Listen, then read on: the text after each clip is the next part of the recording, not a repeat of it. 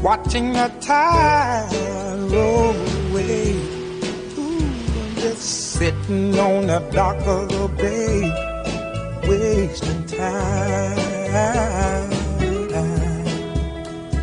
I left my home in Georgia, headed for the Frisco Bay, 'cause I've had nothing to live for, and look like nothing's gonna come my way. So I'm just gonna sit on the dock of the bay. Talk radio. I listen to a lot of talk radio. 95.1 FM. Whether it's happening in Port Harcourt, South, Nigeria, or around the world, we've got you covered on air, online, delivering balanced news and unbiased analysis. Today, 95.1 FM. Today, 95.1 FM, Port Harcourt. News.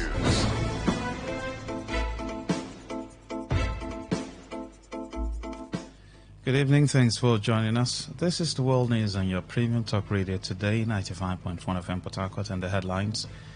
House of Reps charges federal government and Nigeria police to ensure press freedom. Serap demands refund of local government funds collected by 36 state governors and FCT minister. Police arrest 4-man gang terrorizing residents in parts of River State. On the foreign scene, Kenyan President William Ruto announces dismissal of cabinet to form broad-based government. I am Lucky Maxwell. The House of Representatives has charged the federal government and the Nigeria Police Force to ensure press freedom. The House gave the charge while speaking against unlawful arrest and detention of journalists. In a motion by Clement Jimbo, the lawmaker also warned that anyone who violates the Cybercrime Act should be charged to court in line with the law and not illegally arrested and detained. The lawmaker drew attention to the fact that 10 journalists have been arrested in the last year, while also raising concerns about claims of cyberbullying. The House also urged the police to rely strictly on the Cybercrime Act when such matters arise. The Supreme Court has barred governors from dissolving democratically elected local government councils in the country. The Apex Court, in a landmark judgment, said doing so would amount to a breach of the 1999 Constitution. In the suit filed by the Attorney General of the Federation, the federal government sought an order preventing the governors from arbitrarily dissolving democratically elected councils. The 36 state governors, defendants in the suit, opposed the Attorney General of the Federation for instituting the case. The Supreme Court, however, said the governors just wasted their time in the suit. The highest court of the land also granted financial autonomy to the 774 local government councils in the country. In its lead judgment read by Justice Emmanuel Agim, the Apex Court scolded governors for their decades-long refusal of autonomy for local government. Justice Agim noted that the local government councils in the country should manage their funds themselves and directed that local government allocations from the federal account should be paid directly to them henceforth, and not to state government coffers. Meanwhile, the Socio-Economic Right and Accountability Project, SERAP, has urged the 36 state governors and the Minister of the Federal Capital Territory, Nyesom Wike, to immediately account for and return the local government funds which they have collected over the years. SERAP's call comes on the heels of the landmark decision by the Supreme Court declaring unconstitutional and unlawful the retaining and use by the 36 state governors and FCT minister of funds meant for the 774 local governments in the country. In a statement signed by its Deputy Director, Kolawole Oluwadare, SERAP applauded the Supreme Court for the groundbreaking decision which it said will end the persistent alleged misappropriation by several of trillions of FAC allocations or public funds meant for local governments. SERAP also said if the governors and FCT minister fail to account for and return the funds meant for local government in their state and FCT within 7 days, it shall consider appropriate legal actions to compel the governors and FCT minister to comply with the request in the public interest. A senior advocate of Nigeria, Olisa Agbakoba, says the provisions of the Petroleum Industry Act were designed for money and contract sharing and not the country's development. Agbakoba also challenged politicians and other stakeholders to highlight one successful commercialized or privatized government entity in the country.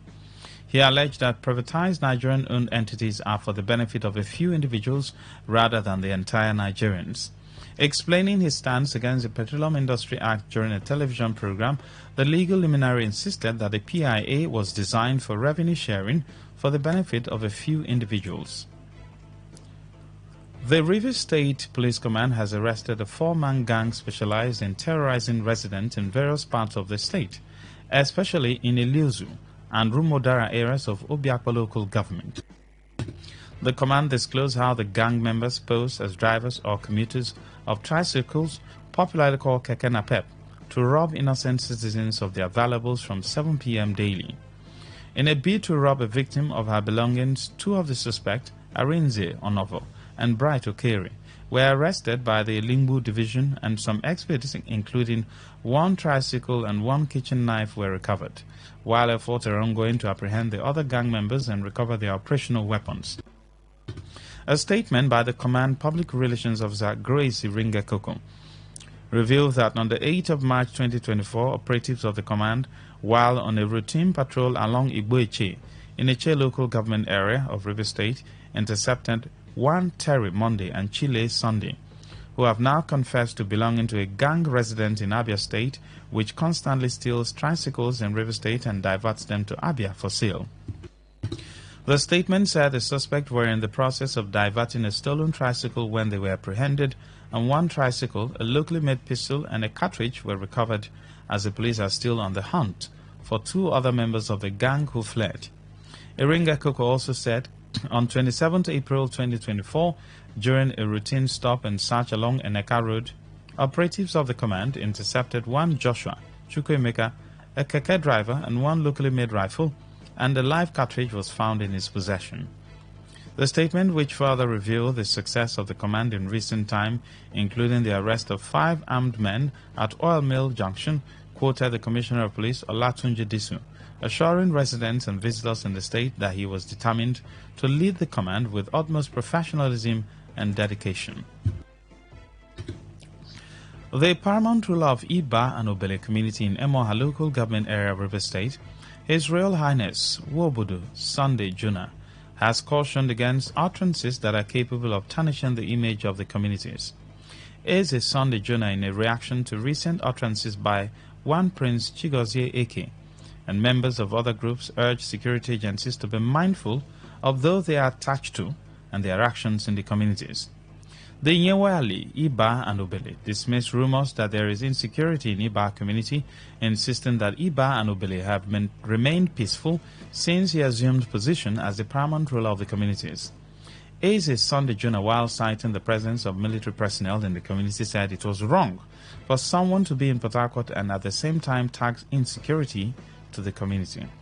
Iba is very peaceful. People are going about their businesses. No issue of crisis. If there was any crisis, I would be in the better position to know. Several times I have heard that one of our sons, the man they are calling Check, that he has been coming, according to security reports, that they have been coming with his escort and shooting guns all over the place. So people are reacting because people are not happy that an indigenous of Iba will come with 4 hillocks of police and army. If he wants to come to Iba, he's free to come to Iba because he's an indigenous, but not to frighten the people. And I'm also, appealing to security agents, please, to be mindful of whom they give escort. So they should stop this because this thing is scaring people. People some have even gotten high blood pressure because of this shooting.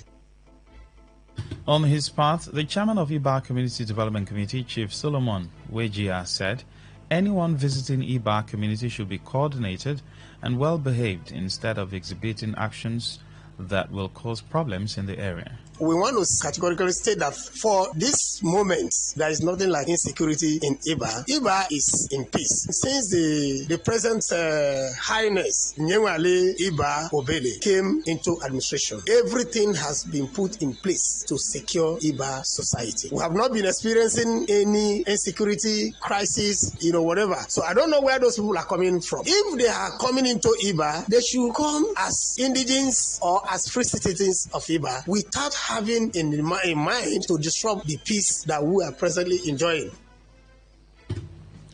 It might interest you to know that Iba community was one of the worst hit of insecurity in the past, with lives and properties lost until the introduction of local vigilante group led by Chinanu Elonu, popularly called Naked, who collaborated with relevant security agencies to restore peace in the area.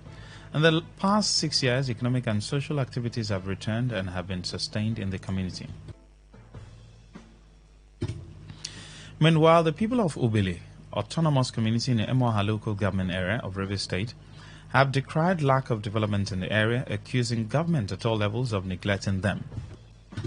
The youth president of the community, Richard Amadi Uche, who made the accusation in an interview with Today95.1fm Sandra Kenneth, expressed worry that despite playing host to a multinational company, the community still lacks basic amenities. He said the community school structures were dilapidated, adding that roads in the area were also in a deplorable state, making them prone to the negative impact of flooding. Amadi further threatened that if the government fails to give the area the needed attention by doing the needful, the community will not take part in any elections in the state. Please come to the aid of the Obele people. Obele people are suffering too much in times of development. All our roads are being devastated, and when it rains, all the compounds, all the roads, all the tracks get flooded with water. We have no secondary and primary schools. All the school buildings devastated. No life is going well in Obele. No empowerment. We have shell facilities generating a lot of money for the people of Nigeria at large and Rivers State, yet Obele people are not recognized in the system of the governance. Youth have unanimously agreed that if nothing is being done as regards to the development of Obele, we will desist ourselves from any forthcoming election. Amadi Uche, on behalf of the Community Development Committee Chairman Ovunda Obodo, also distanced the Obele community from the ongoing backlash in Iba, stating that no one has been authorized to speak on behalf of the people. The Obele community is an autonomous community, as we have our chiefs and Oha and council led by Chief Ohaka Philip. Therefore, the people of Iba should allow the peace in Obele and should not drag the name of Obele into their crisis, as no Obele person have joined the Iba people to debunk any information given by Mr. Eke as regarding to their security challenges. Anybody from Iba saying that Obele people joined them to debunk the information as regards to security challenges rocking Iba people is unfounded and baseless. So no Obele person have dared into that. So the people of Iba should leave Obele and face their crisis. You're listening to the World News on Today 95.1 FM. We'll be right back after the short break. Every day, every hour, when the big stories break, depend on our 24-hour news team to bring you the latest. Today, 95.1 FM. Thanks for staying with us. Now the rest of the news. The Niger Delta Progressive Leaders Council has passed a vote of confidence on the Managing Director of the Niger Delta Development Commission, NDDC, Samuel Obuku-led Management Board, for its giant strides achieved so far in the region. The group also commended the NDDC board for its efforts in bringing the commission back to the people of the Niger Delta region as a platform of consultation with stakeholders and the people through the Project Hope President of President Tinubu.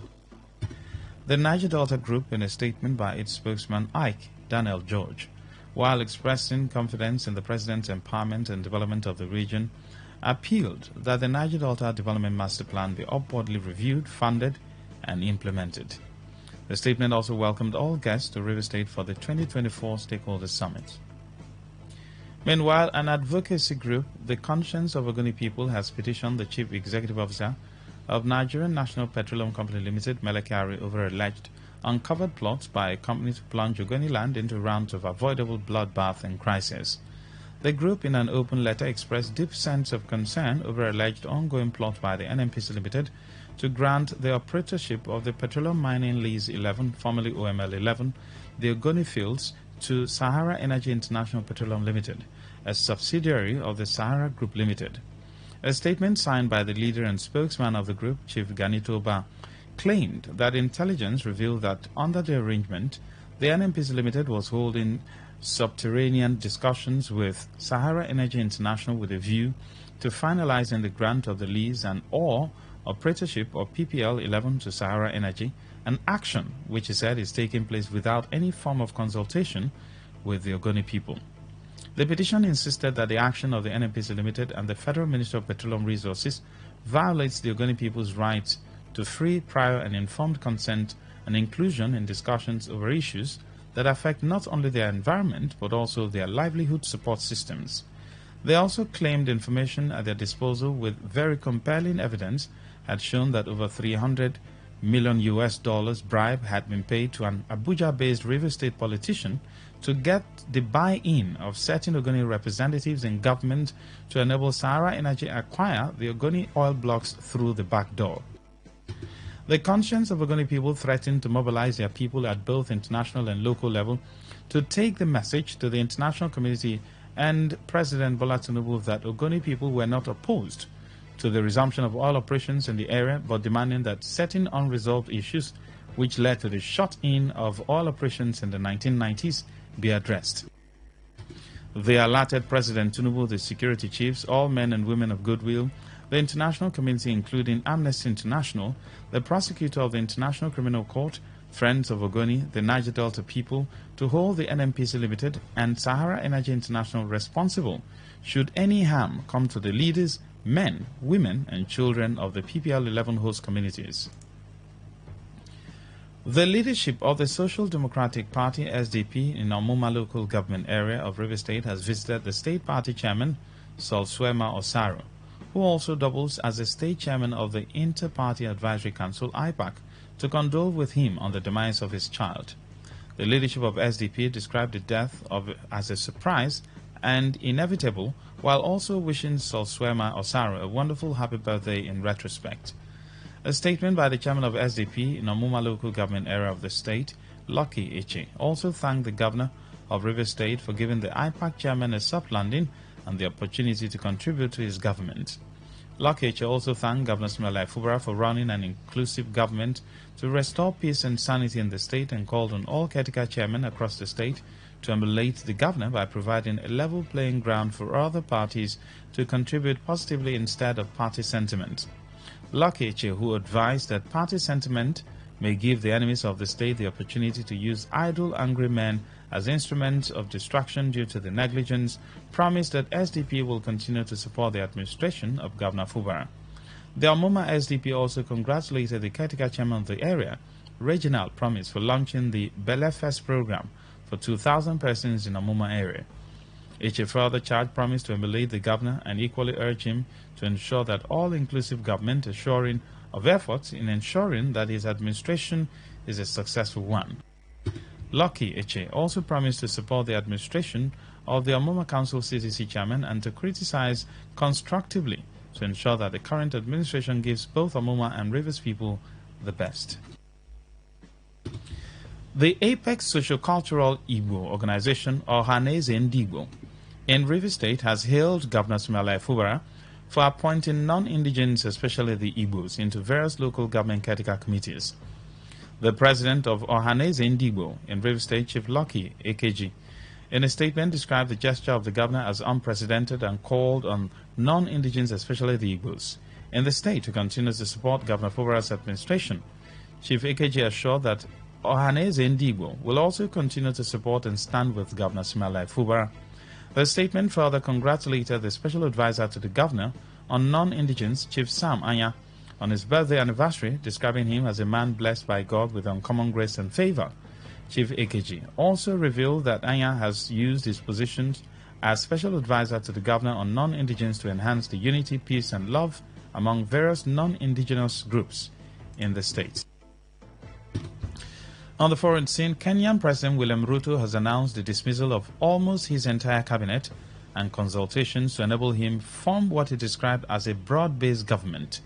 This is as he scrambles to contain the fallout of deadly protests against his administration. The East African nation was left reeling after peaceful rallies last month over steep tax increases escalated into violence, with police firing at crowds who stormed parliament, leaving it partly ablaze. Organized online and led largely by young Gen Z Kenyans, the protests plunged Ruto's administration into the most serious crisis of his presidency, forcing him to abandon his finance bill containing the tax hikes. In the latest move to diffuse tensions, Ruto said his decision would extend with immediate effect to all ministers, including the Attorney General. In sports, League One club AJ Auxerre has announced the signing of defender Gabriel Osho on a one-year contract with the option of 2 years.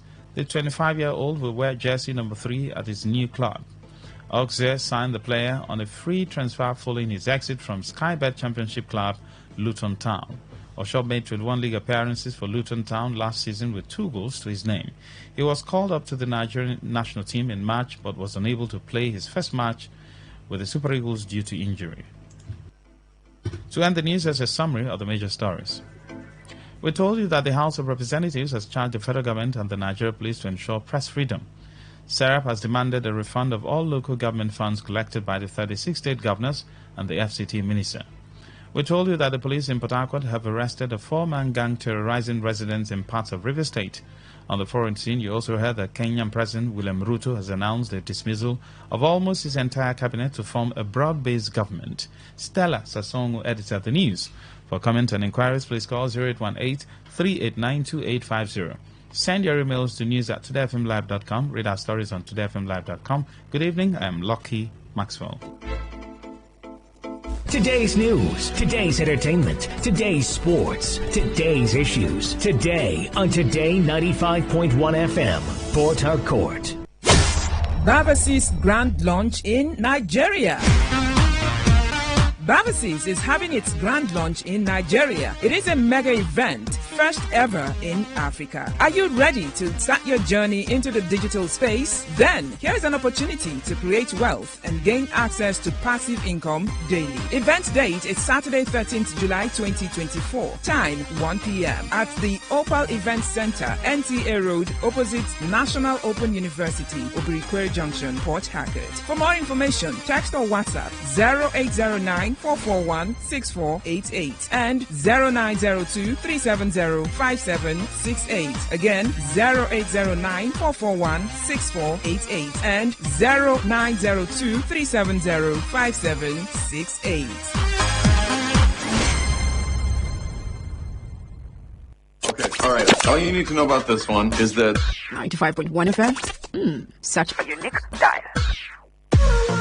What's a successful business without sales? And what is sales without an audience? Well, do you know that you can reach 8 million listeners across 6 states in 2 geopolitical zones all at once? How? With Today 95.1 FM, you can get millions of people to know about your business. And what does that mean to you? More sales. Call 081-389-2850 now for more information.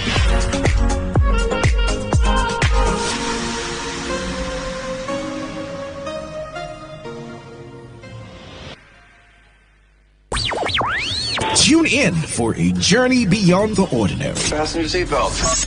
We're not just a station. We are the station. Today, 95.1 FM, the voice of the people. Maybe home is somebody's smile when they look at you for the first time. Maybe home is being a home to something you love and adore with all your heart. And that is what life, friendship, and love are all about. Maybe home is listening to all of your favorite shows on Today 95.1 FM. We create memories. We inspire comfort. We are the voice of the people, and we are home away from home.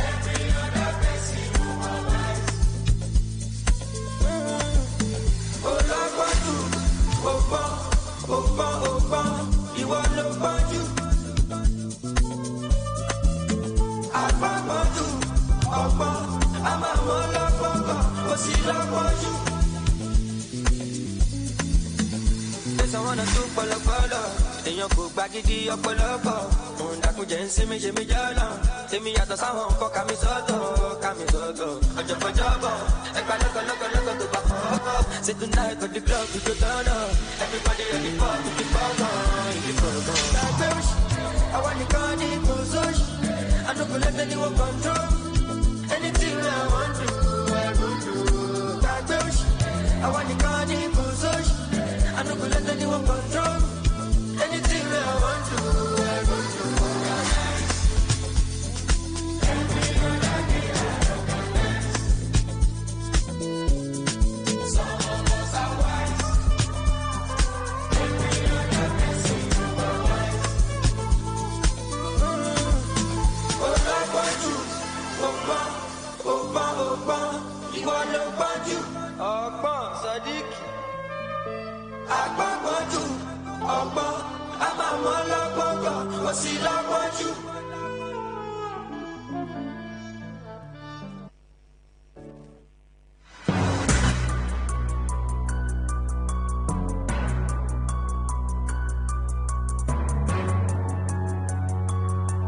Thank you for joining us. Welcome to today's Connect.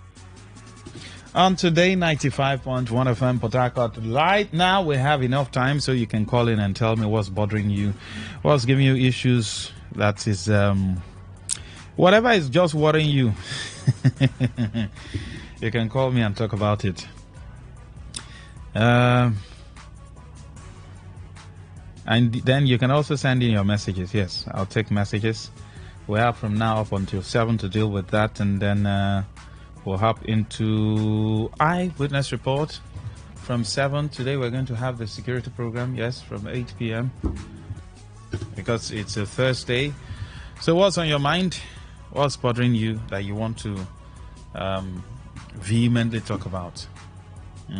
Dial 0810 9510 951. 0817 0000951. And then for messages 0701 9339 962. Please feel free to join the conversation.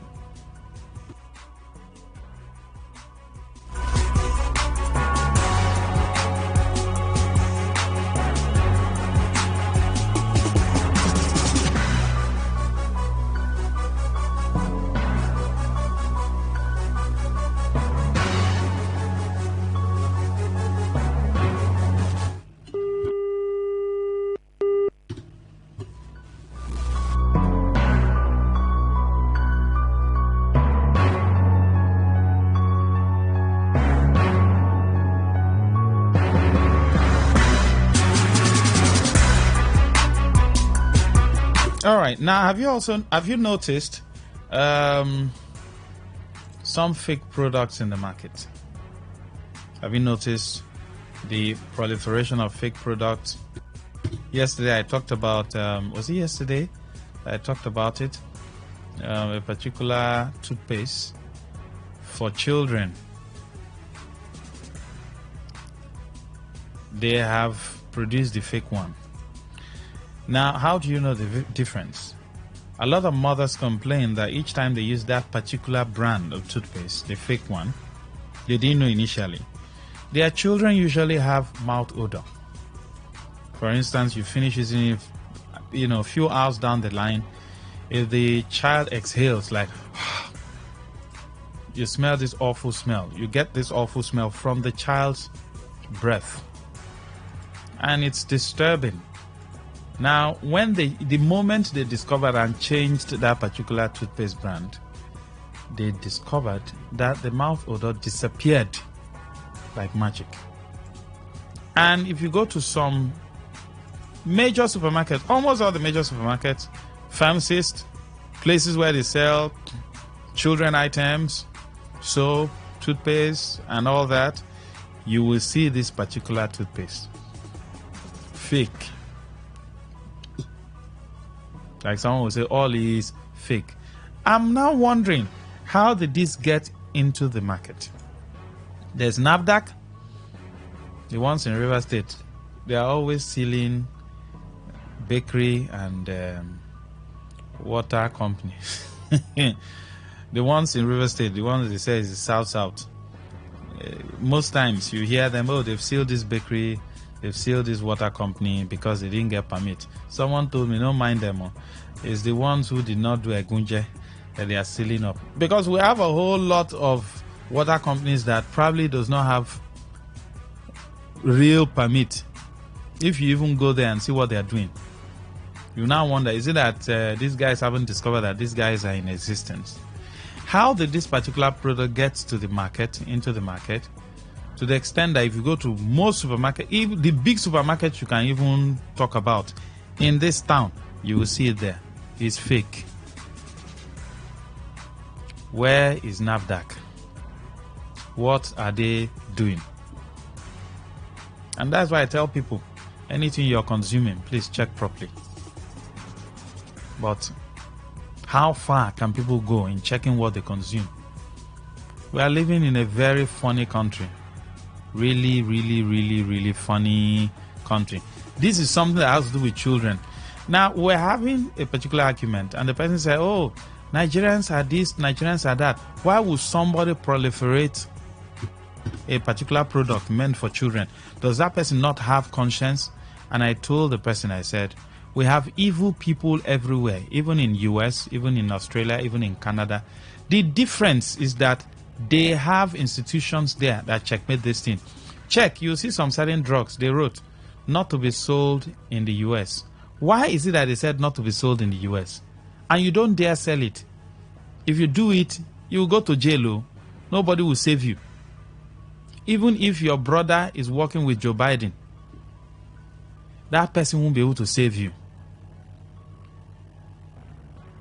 Do you understand? That's the difference. They have institutions that are, at least to a large extent, clean. So they value their laws more than individuals. That's why everybody will just maintain. It does not mean they don't have evil people there that want to do things contrary to what is expected. Yes, there are evil people everywhere.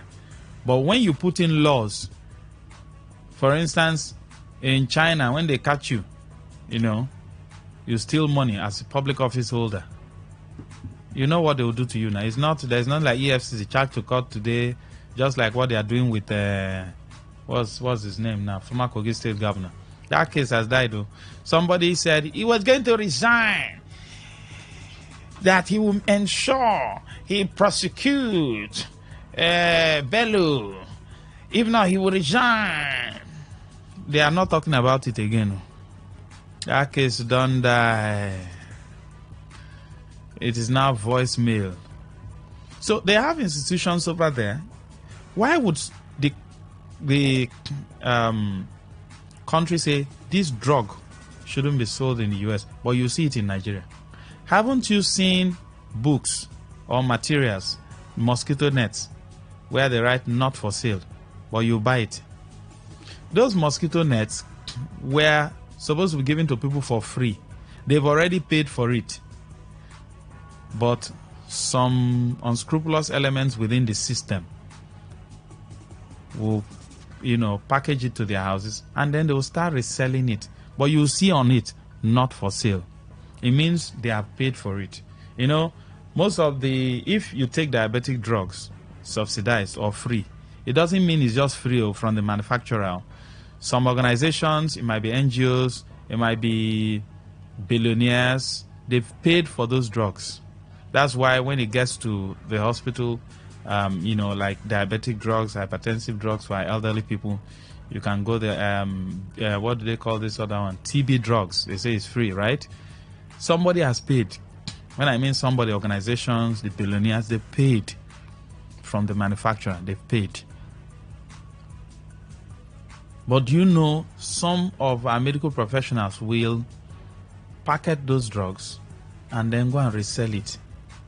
We have heard allegations of a particular hospital, a teaching hospital, where people engage in taking what belongs to patients to sell.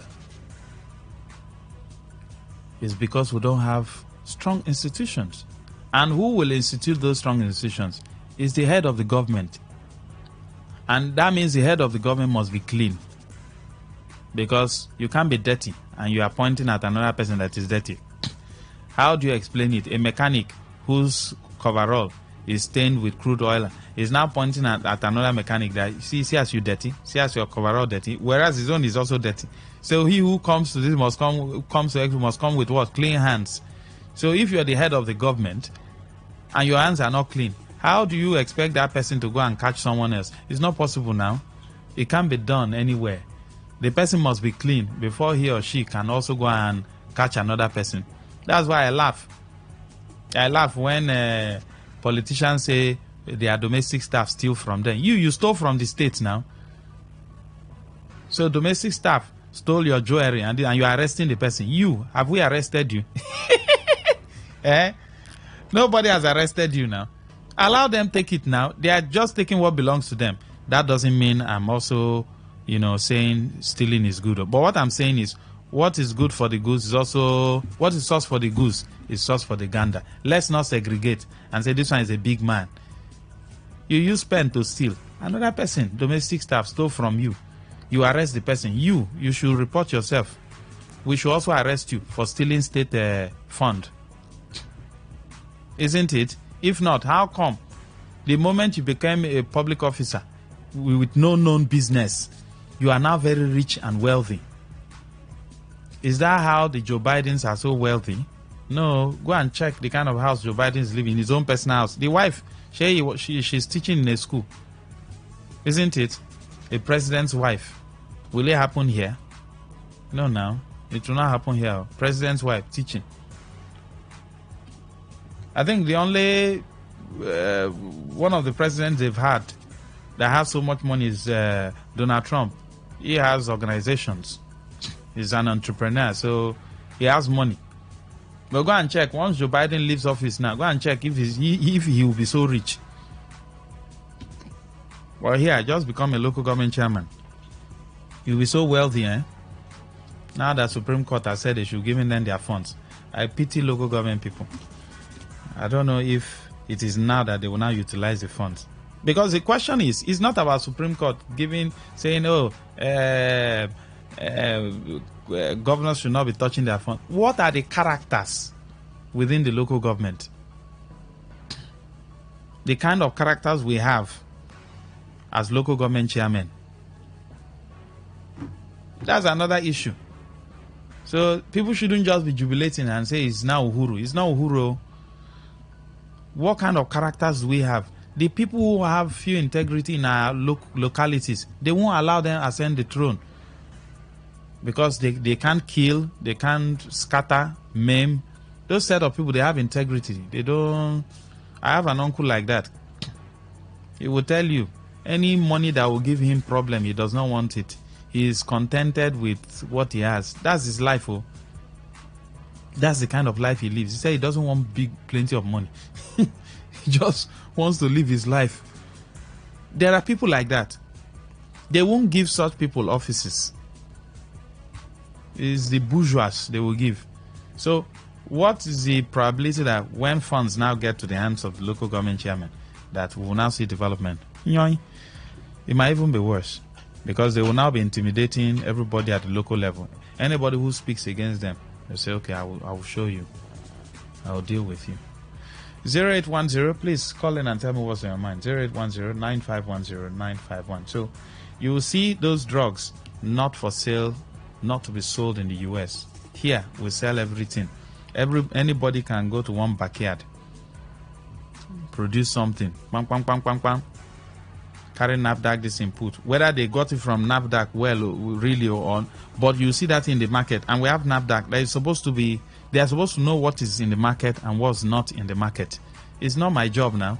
They will now say the public should be liaising with them. You are collecting salaries. It means that will now tell you that there's fake this thing in the market. No, now that's your job. Your job is to know what's in the market. What kind of drugs? This drug, is this safe or not? Those are the things.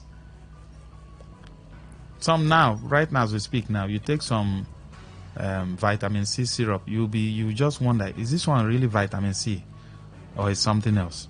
Good evening. Yeah, hello, Lucky Master. Good evening. Welcome, sir. Go ahead. Yeah, Lucky, my name is Divan. Go ahead. Calling from Chicago. Lucky here, sometime in 2012 or 2013 or 14, thereabouts, a WhatsApp message came into my phone. Then, you know what it says? They told us how a man bought a Coca-Cola product worth 40 million naira, over 40 million naira, and exported it to US. When the thing got to the US, they stopped it and had to make sure the product went through scrutiny. And they discovered that there is one particular thing they mentioned, I can't remember now, that was contained in that Coca-Cola product. Just say soft drink, that soft drink, okay. That it's not good for human consumption. And they stopped the man from letting the thing into the United States. And the product was confiscated, seized from him. The man came back to Nigeria and sued that particular soft drink company. You know the defense they put up in the court? That's of their legal team.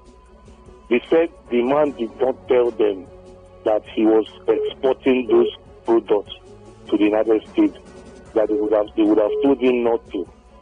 They did not argue about what the United States government said that the product, that drink contained. They didn't argue about it. So in their mind, that product, Nigerians can consume it, but US citizens can't consume it. Thank you. Now, so it is people here who should die. Yes, who are free to die. Imagine, then do you know that the courts did not rule anything in favor of that man?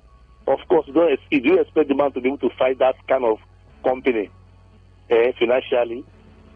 I'm pointing out two things on this, my story now I gave. One, our judiciary. They have been bought. The Nigerian judiciary, they should come and kill. See, Lucky, let me tell you something now. Let them hear me now. I want to die for something. I don't want to die for nothing. I'm not scared to die, but let it be that I died for something. Our judiciary is for sale now. That case was judged in favor of that soft drink company, because the man is just a single person. He cannot, of course, you know that he doesn't have the financial ability to fight that kind of company that really is existent for over 100 years. That's one. Two, this we say that checks, that cross checks whatever we consume. What they call them again? That organization, NAFDAC. They knew this and they kept quiet all this while. And our judiciary also judged over that man that it should not be sold in that it contains that particular name. I can't remember now. And they confiscated it. The man came back, sued the company, the manufacturer of the car company, and they said you didn't tell us you were exporting it to the United States.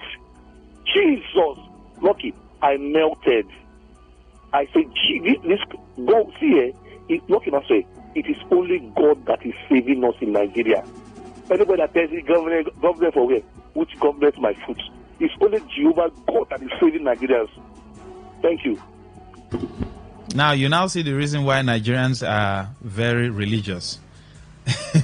So don't blame people who are religious, because majority of the things people go to church for, yes, people are supposed to go to church to worship or go to their assembly or wherever to worship God for who he is, not for what he will do for them. But if you discover people go to worship centers, it might be mosque, it might be because of what they want the God they worship to do for them. Good evening. Yes, good evening. Hello? Yes, go ahead. Yes, good evening, go ahead. Hello?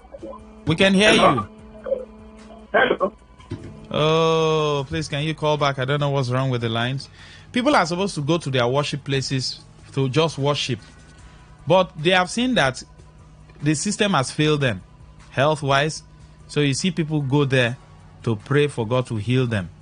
These are things that would have been able, the hospitals would have been able to take care of. They will go and pray for their pension to be paid. Something that is supposed to be natural. Gratuity to be, people pray for gratuity, people fast and pray for their gratuity to be paid. It's just like someone does a job for you. It's the person supposed to pray and fast for you to pay the person. But you have a lot of wickedness in the system.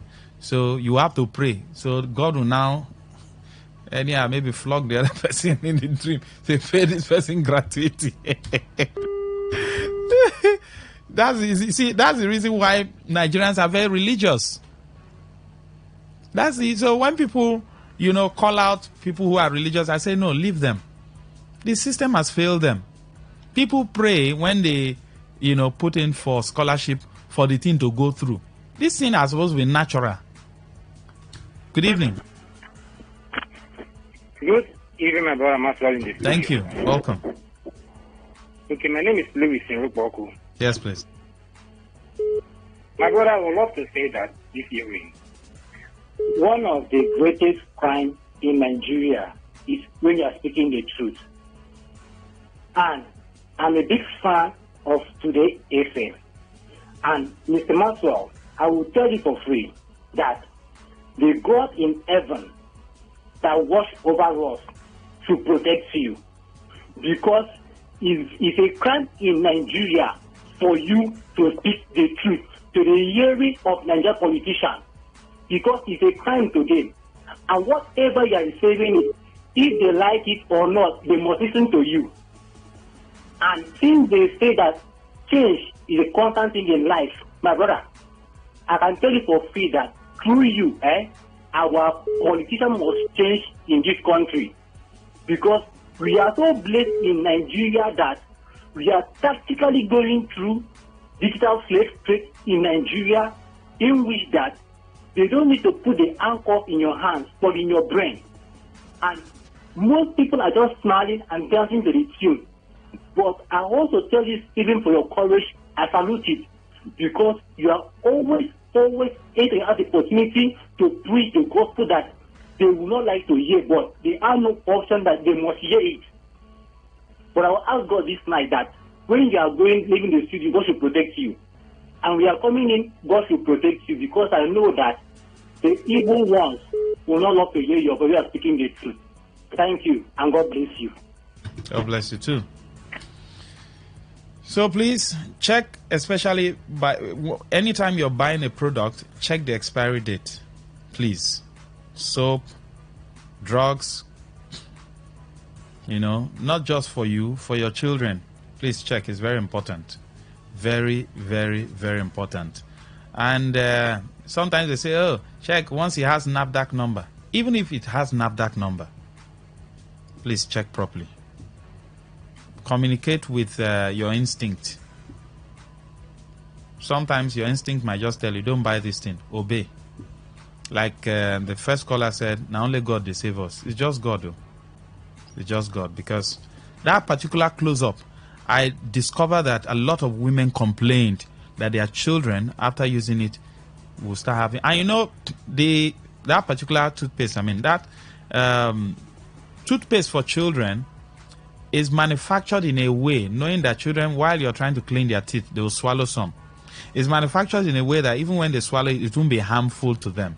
Now, imagine the one that is fake.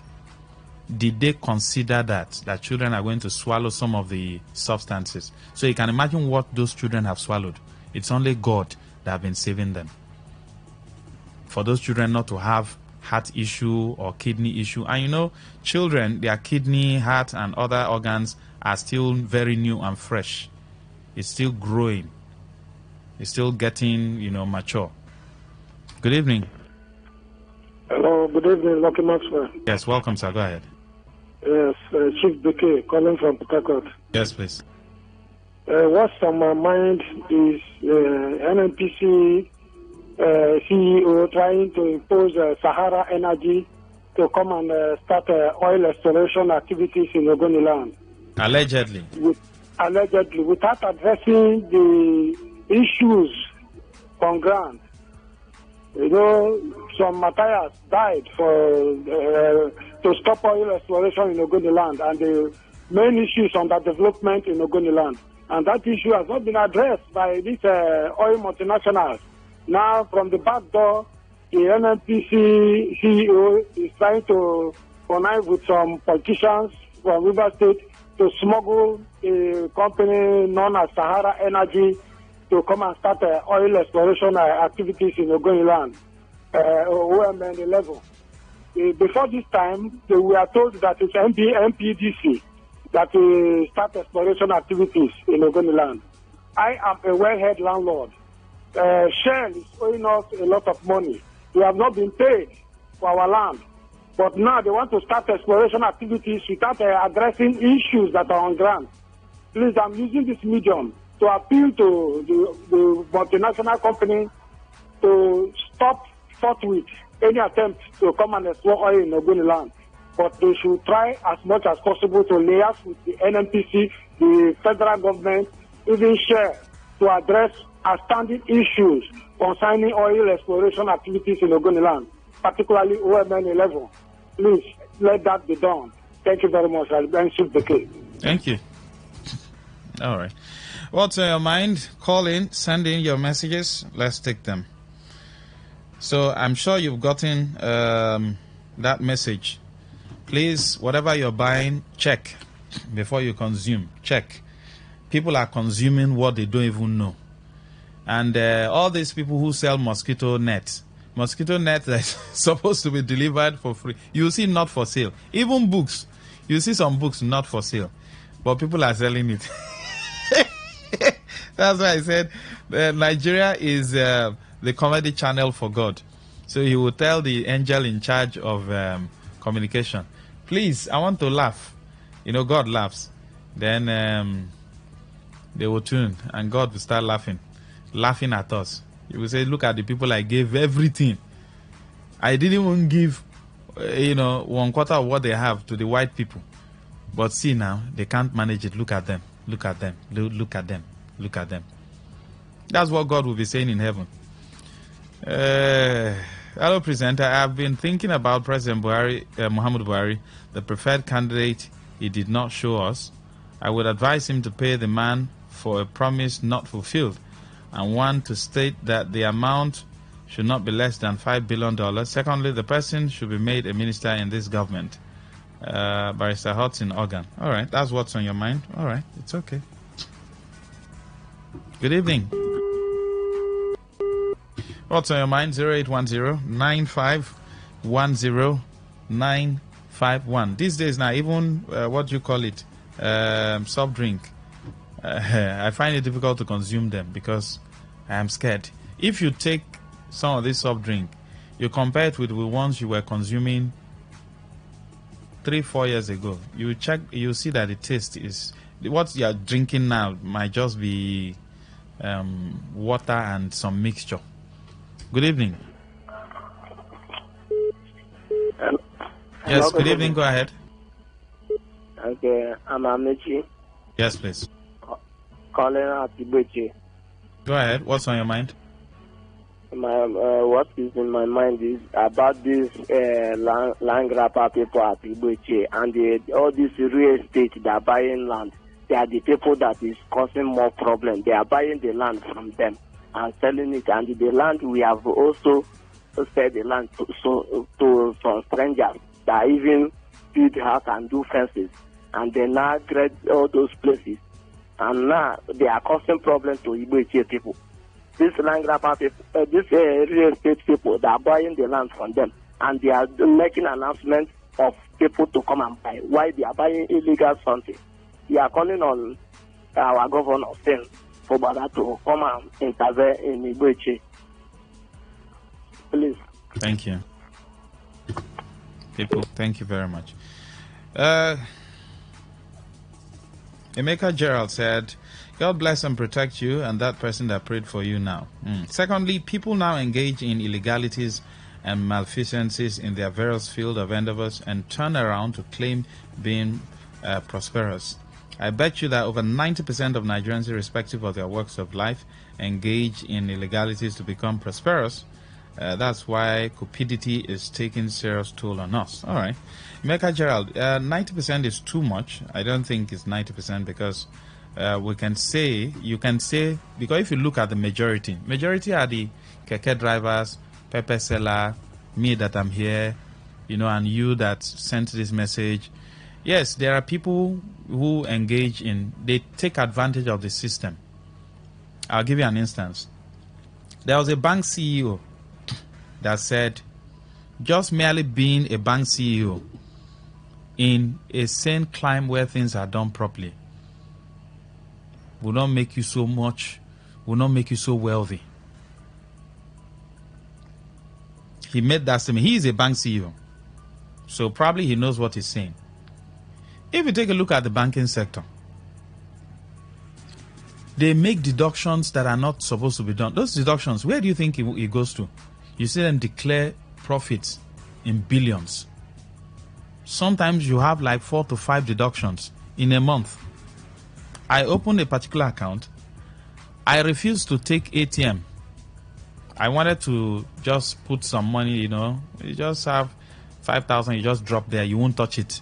Before you know it, the money can accumulate. So the first money I dropped, the money started depleting. Firstly, they collected charge for ATM. I have not collected ATM. Are you listening? I have not collected ATM. They collected charge for ATM. They started deducting the money. So I've not even done one single transaction on that account. Thank God I didn't put a very large amount of money. So I started using the other one to recharge my phone. Airtime. Recharge until the money finish. I say make everybody rest. Very big bank.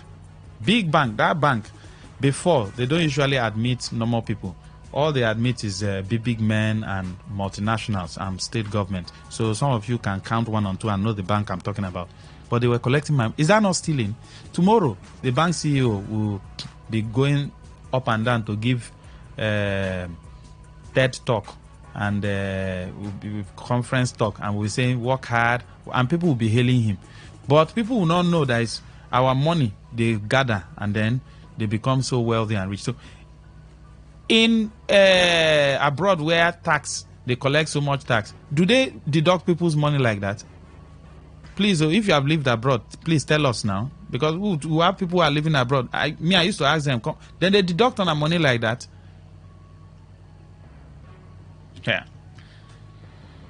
So, Mecca Gerald, you're right. But when you say 90% is quite large, because majority of the people are the ones hustling. And then they will not allow them. Tax here, this one, that one, local government will collect tax, state will collect, federal government will collect, community will collect. Good evening. Yes, good evening. Go ahead. Go ahead. Okay, I'm calling from Ozaba. Yes, please. Based on the issue on fake product, I have encountered a lot, especially on tin milk, pig milk. Where my husband is working, they do serve them as their meal.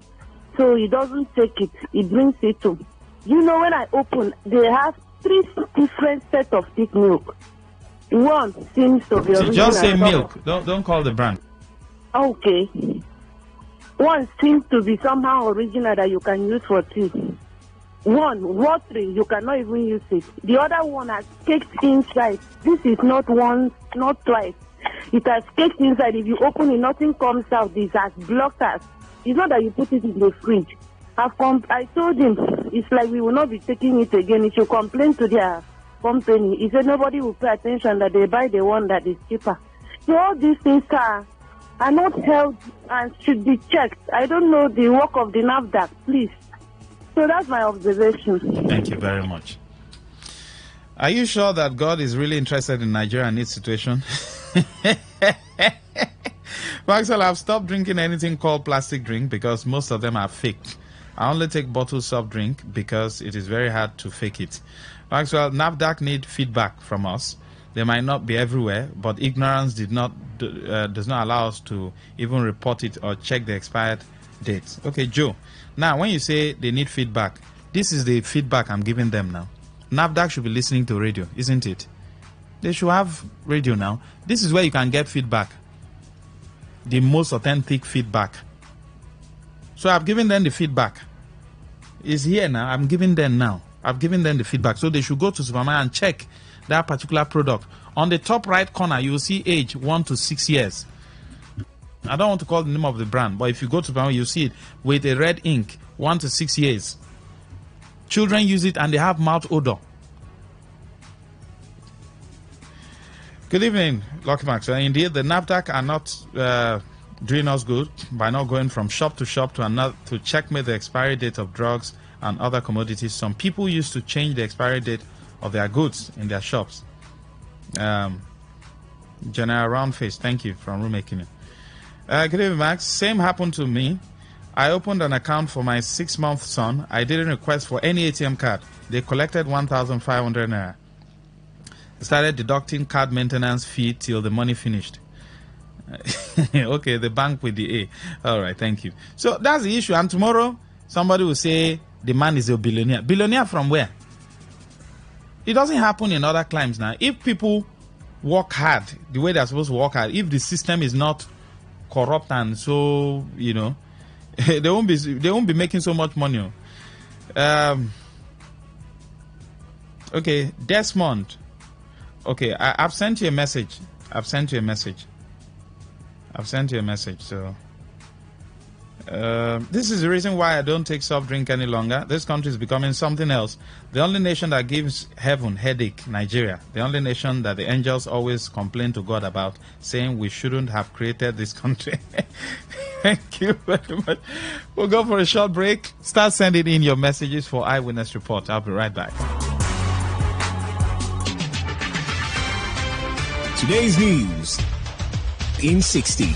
Professorial Fellow at the United Nations University in the Netherlands and a Senior Special Advisor to President Bola Tinubu, Professor Oyebanji Oyelorun Oyeyika, says Nigeria and Africa must develop robust technological capabilities to effectively engage in global markets.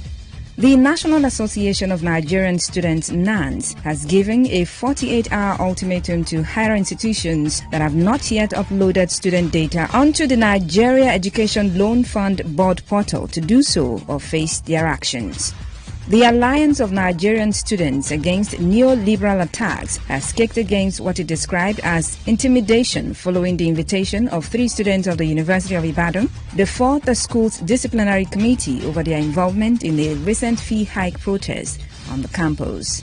Professor of African Philosophy and Bioethics, Olabisi Olabajo University, Ebun Odunwole, Professor of Applied Communication, University of Ibadan, Ayo Oyebode, Professor of Philosophy, Nnamdi Azikiwe University, Maduabuchi Duko, and others have condemned the swift passage of the new National Anthem Bill into law. An Indian multinational bank and financial services company, ICICI Bank, has launched a prepaid Safiro Forex card which provides exclusive benefits and convenience to students and their parents to manage education-related expenses abroad.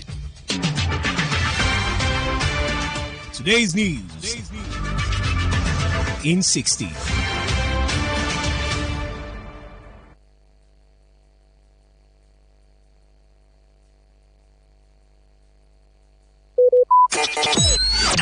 Talk radio. I listen to a lot of talk radio. 95.1 FM.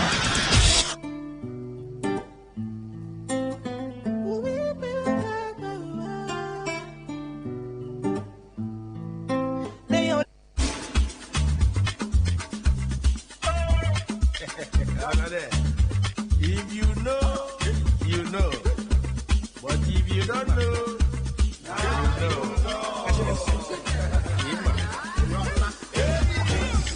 Now you know. Now you know. If you know, you know. The big ballers in town. Now you know. Now you know. Forget what they're on them. Yes. How much is money? It's nothing. Ballin'. Premium or nothing. Now you know. Now you know. Now you know. Now you know. Forget what they're on them.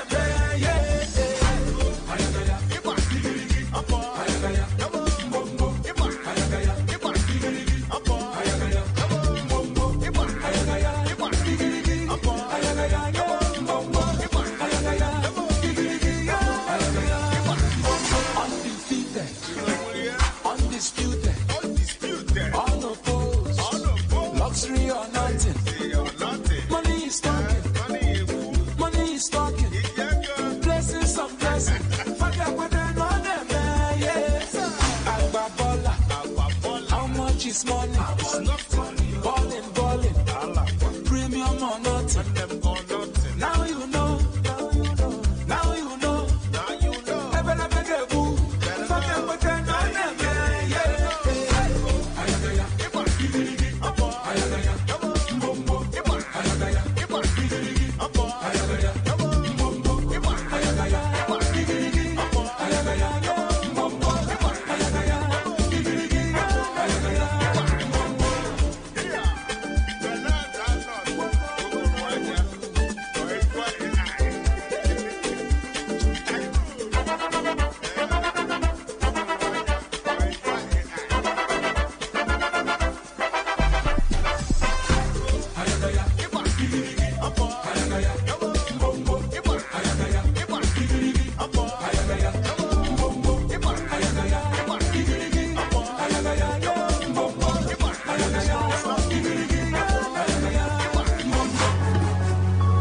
Now you know. If you don't know, you need to know now that the Supreme Court has said, governors, take your hands off local government funds.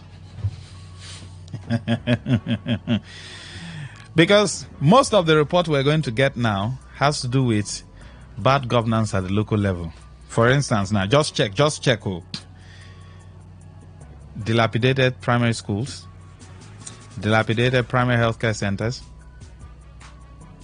internal roads.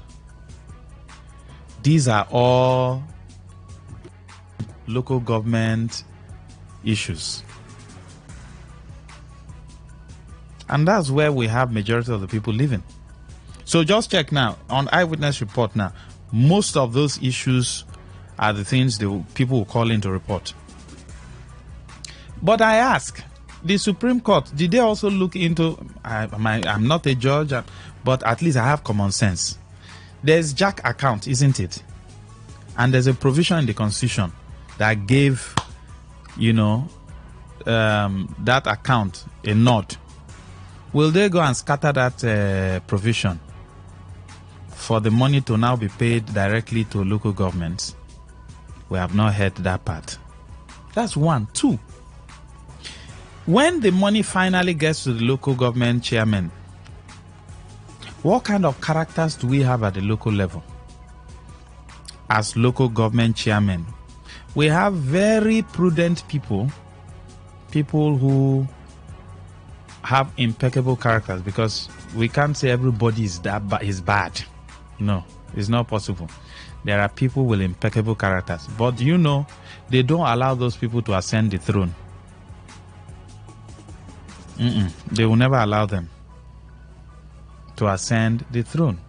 So when the money gets to the hand, assuming a local government is receiving 200 million monthly, and IGR and all that comes in, are we now going to see development at the local government? Are we going to see a reduction in the number of complaints? Somebody, Imaman, usually sends in this message from Eche. See list of schools that are dilapidated. Not 1, not 2, not 3, not 4, not 5, not 6, not 7, not 8. Then hospitals in the local government. Yet we have been having caretakers, we have been having local government chairmen. Some just left now after 3 years. And those schools were there. Right? So that's the problem. Nigeria's problem is multifaceted. Some people don't want to let go. Like Rabbi Maja will say, the porridge. I was going to ask him a question. I said, these porridge beans that they are dragging, well, if the thing fall one day, everything scatter. Beans is watery now.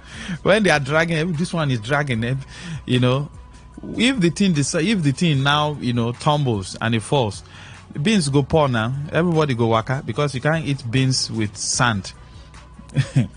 The way they are dragging the thing eventually pours on the floor. You go pour, Sansan go enter.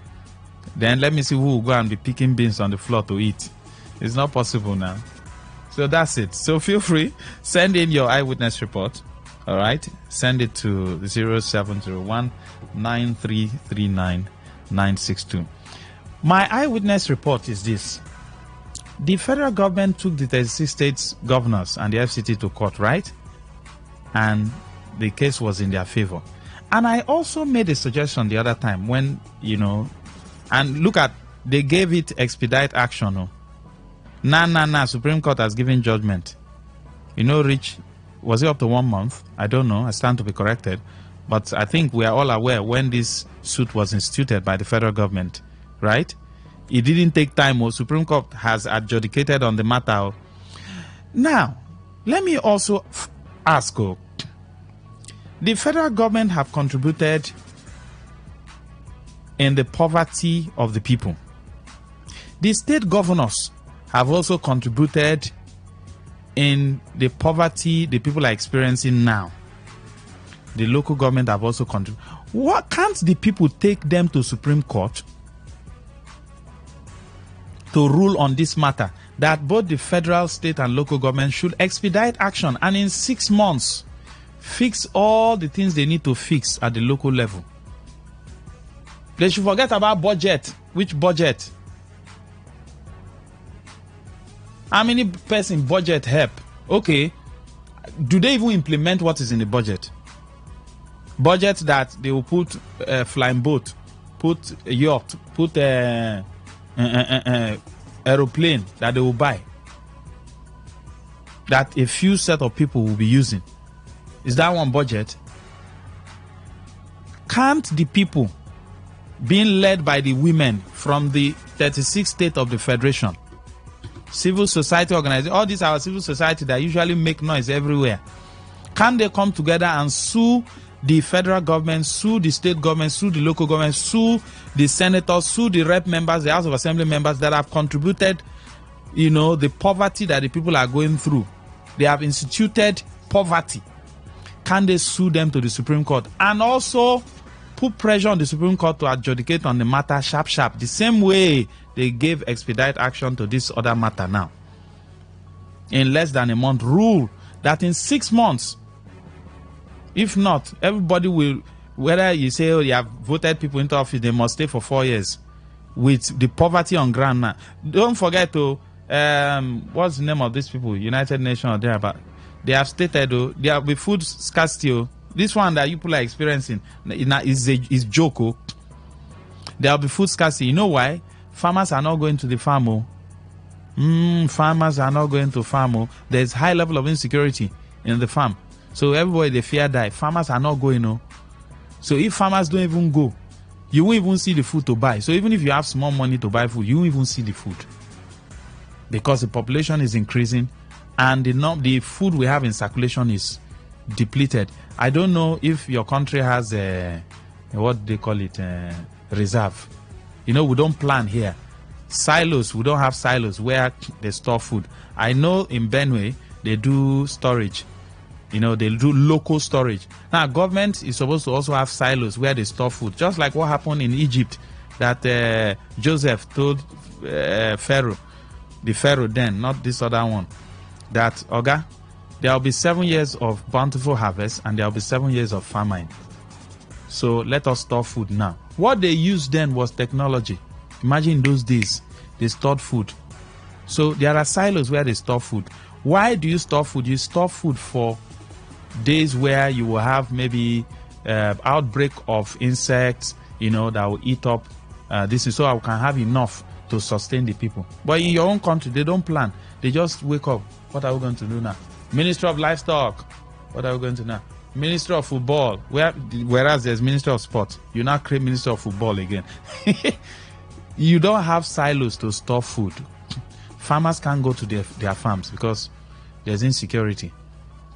So they can't go to the farm. In Benue, they camp for 3-4 months just for farming. They have their children. They also hire workers. Some have tractors. That's why it's called Food Basket of the Nation. Not anymore. No food basket again. Day again. There's no food basket. At least I am familiar with the Benue case because I have a family there. The level of insecurity in those areas now is something else. Farmers can't go to their farm. That's why you have scarcity of food. even if the fuel price is also contributing, but if you have food, if you have enough food, it won't be this bad. It won't be this bad. It won't be this bad. So tell your president to deal with insecurity so that there can be food. Tell your governors to also deal with insecurity so we can have food. 0810-9510951. Eyewitness report. That's it. Or you can send in messages. WhatsApp, regular messages, 0701-9339-962. So, you see, the federal government have taken state governments to court. Citizens are quiet. They are not talking. CSOs, everybody is quiet. Let's leave NLC. Those people are very unserious people. The citizens, they need to mobilize and also take government officials to court for instituting poverty. Good evening. Max, good evening. Welcome, Doc. Go ahead, sir. You see, like you just said, the last statement you made, the federal government took state governors to court to have, for the local government areas to have autonomy. And they won. Supreme Court was they were so express. Supreme Court so express to grant them that request. It was arranged, we know. Maxwell recall back that some time ago, not too long, that state houses of assembly voted against autonomy of local government. About 24 states voted against it. And today, federal government now woke up. They never knew that they can take state government. They never knew they can take state governments to court over local government autonomy. But Tinubu came with his herdsmen in Abuja, his paddy men in Abuja. They now realized that TTP was bad. But those of their friends in Abuja now, who are their landlords, their states, part of the people that their state house assemblies voted against it. Today they are no longer governors. They don't want it again. Who is fooling who? We are all fooling ourselves. We know what is there. It is now the position of the state, especially the Niger Delta state. Niger Delta governors, wake up from slumber. Wake up from sleep. Take the federal government to court and ask them to define what is real, what it means for us to be federating units. Like what they practice in America. Master, do you understand? Yes, I understand what you're saying. Our governor, Simlalaye, and other governors, especially in Niger Delta.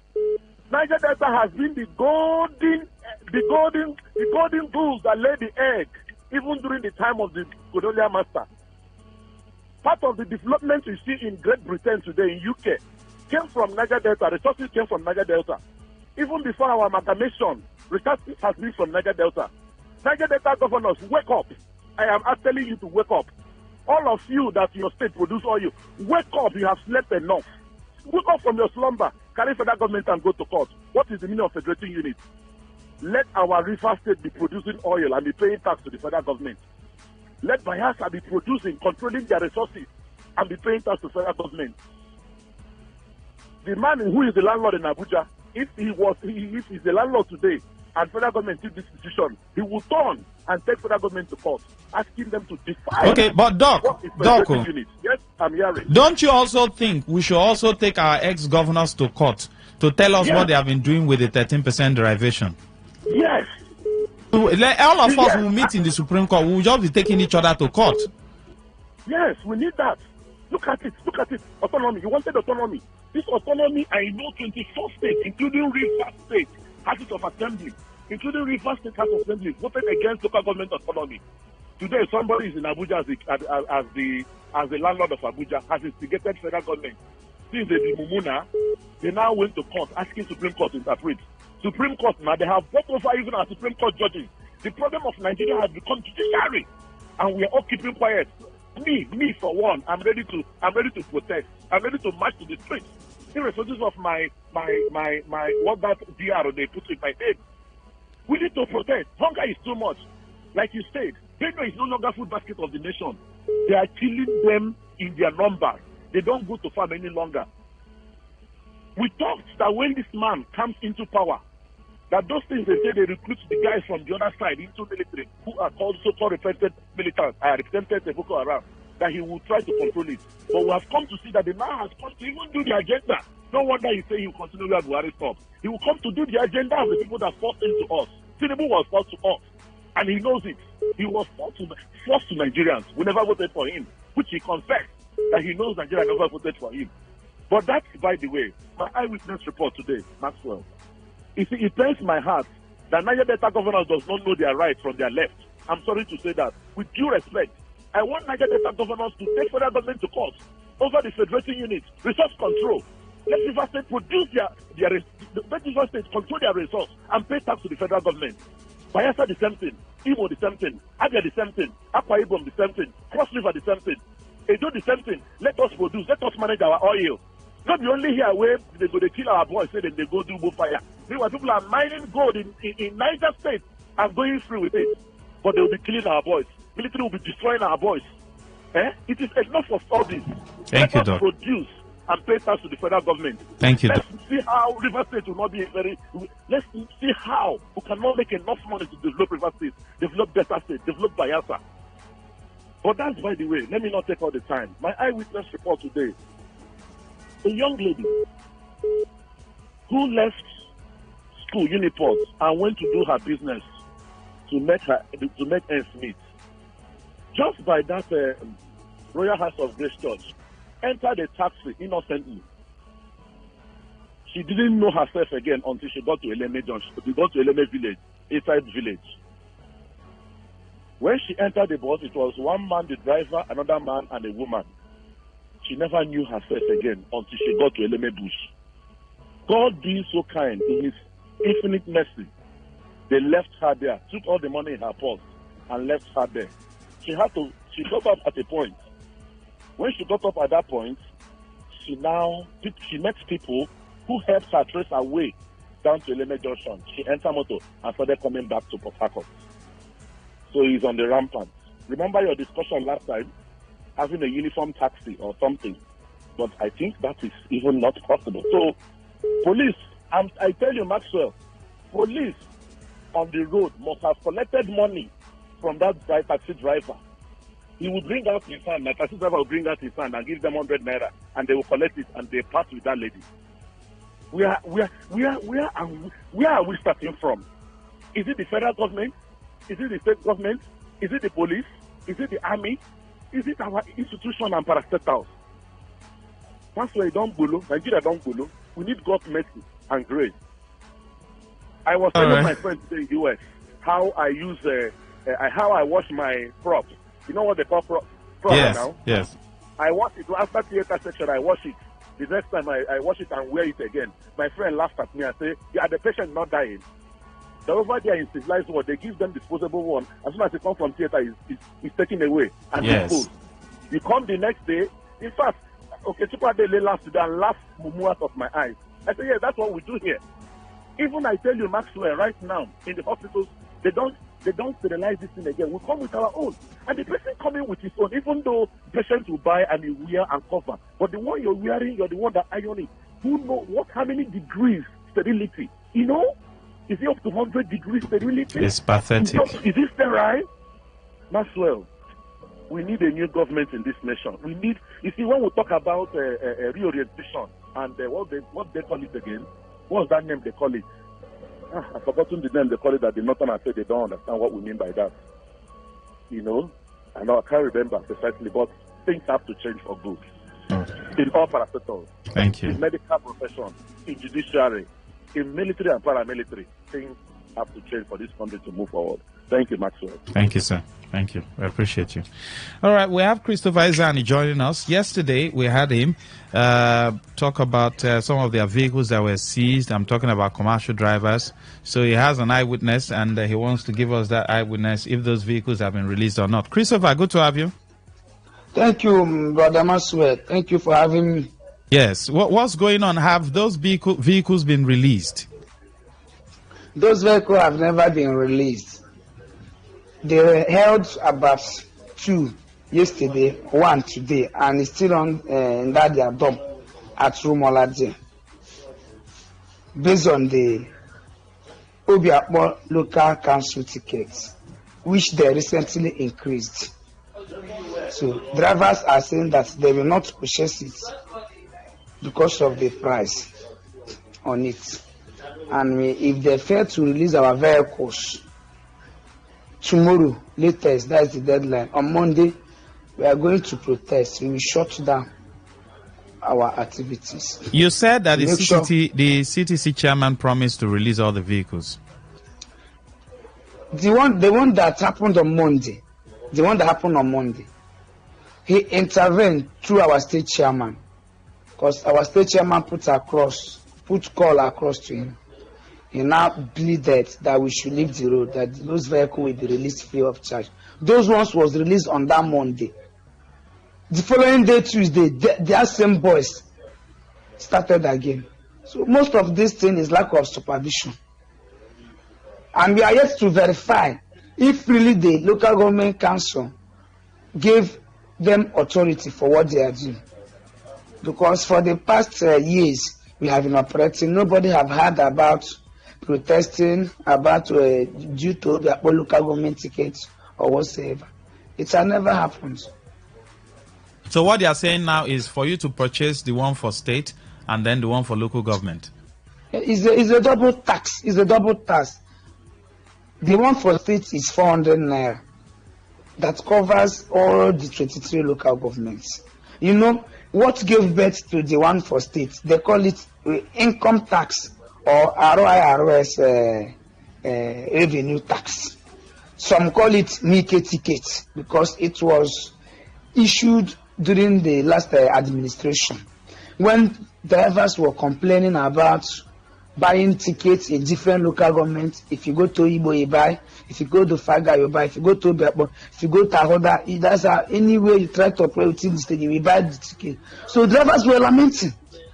So you have to call general union heads meeting, different unions, boards, internal revenue bodies. We sat at residential, that was 2020, to form this unified ticket so that once you purchase it, it covers you, it protects you all the whole state as far as River State is concerned. But when all this was going on, some local governments started printing their own daily tickets. But what drew our attention now is this recent one, this new administration that came in. Through their agents, they now increased their local government tickets to 200 naira, coupled with the state one we are buying. So it is too much on us. You may call it, or is it not 900 naira? Calculate it times 1,000 or 2,000 vehicles. You know how much is all about. Another side of it is the fine, is the defaulter, the money they collect as a defaulter. Maybe somebody may come out from workshop, maybe after fixing his vehicle from 10 or 11 o'clock. As he's coming out, you see group of boys from nowhere. We drag his key. They don't even mind if the driver will go and hit another vehicle or knock somebody down. Just in the name of let them up the ignition and impound that vehicle. Because each vehicle they impound, they have their own shares. The agents also have their own shares. Can you imagine impounding somebody's vehicle and you're demanding 30,000 naira? So honestly, commercial drivers are suffering. The time people thought that drivers are like cheap without shepherd, that time is gone. It's gone. And I wouldn't like any person, because of his or her self-interest, we like to dent the good image, the good name of our government. It is uncalled for. So those vehicles they held yesterday and today, one from Rukboku, two from Oyibo. If they fail to release them tomorrow, because they don't operate on Saturday. If they fail to release it, honestly, we won't take it easy. Because we cannot confront them or fight them. The little we can do is to engage in a civil disobedience. All right. Thank you very much, Christopher. Thank you very much. You're welcome.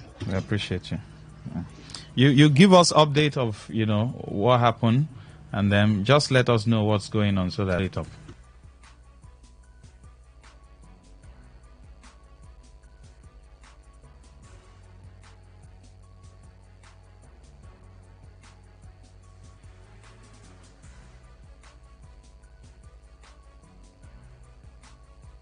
All right, we'll go for a short break. We'll be right back. Stay with us.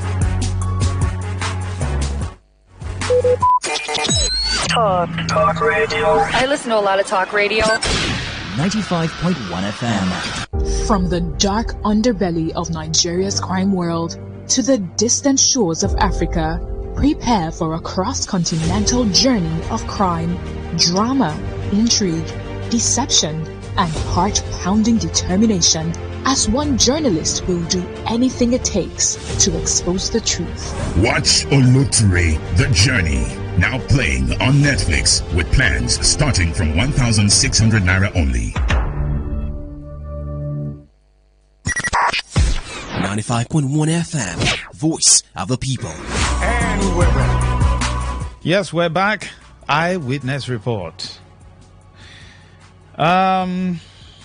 Emeka Gerald says Supreme Court orders direct payment of LG allocations before Uncle. That's the law.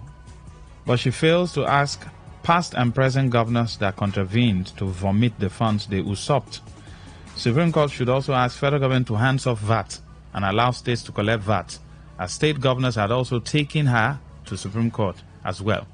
For what's good for the goose is also good for the gander. Wahoo! Sure, things had fallen apart as ex-Governor El Rufai's son told Tinubu that IMF, World Bank wouldn't save him from being voted out. Max, you see, election in Nigeria is not done, but selection by international community and her institutions is quite an aberration. All right. Impunity in Nigeria is getting worse by the day, but let me say this, Mr. Lucky, for the past 3 years now, the entire people of Emolga has never set their eyes on electricity. Lucky Maxwell, nothing is working in the country. Amy Kenneth. Lucky Maxwell,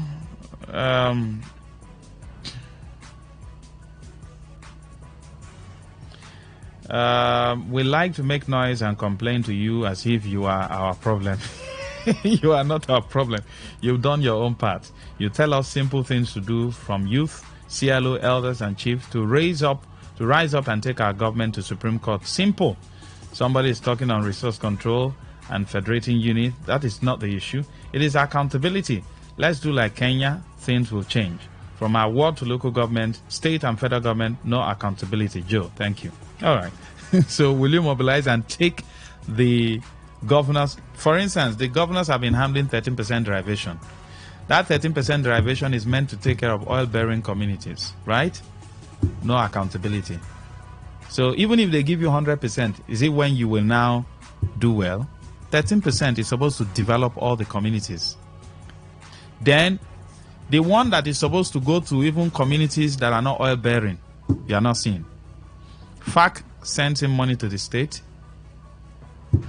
IGR is also there, but yet no development in the community. So accountability.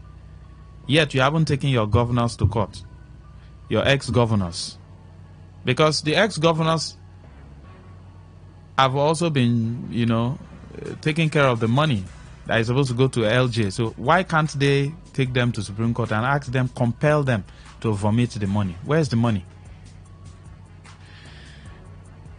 Max, the citizenry can sue all of these government people, including the Nigerian government, still for bringing hardship upon her citizenry that you mentioned to Supreme Court. But the big problem is that who's going to judge the matter now? The judiciary you took it to, who appointed their head? Until the judiciary head, CJN and INEC chairman, would no longer be appointed by the president, this country would hardly be reset for good. I heard the CJN speaking about sanctioning the erring judges. I just laugh. As under his watch, major of Nigerians experienced a very wonderful presidential election cases verdict last year, 2023. All right, why not take them to court first? That's the problem. Our problem is If we do it, what will happen? When 2 or 3 agree, you know they have power. Max, no government secondary school in the whole of Umeblu 1 and 2. Please, we are calling on the CTC chairman. You should please do something about it. All the roads in Umeblu 1 to 4, Umeblu to Igbo, is nothing to write home about. Please, those in charge should put them into consideration. Leland, thank you.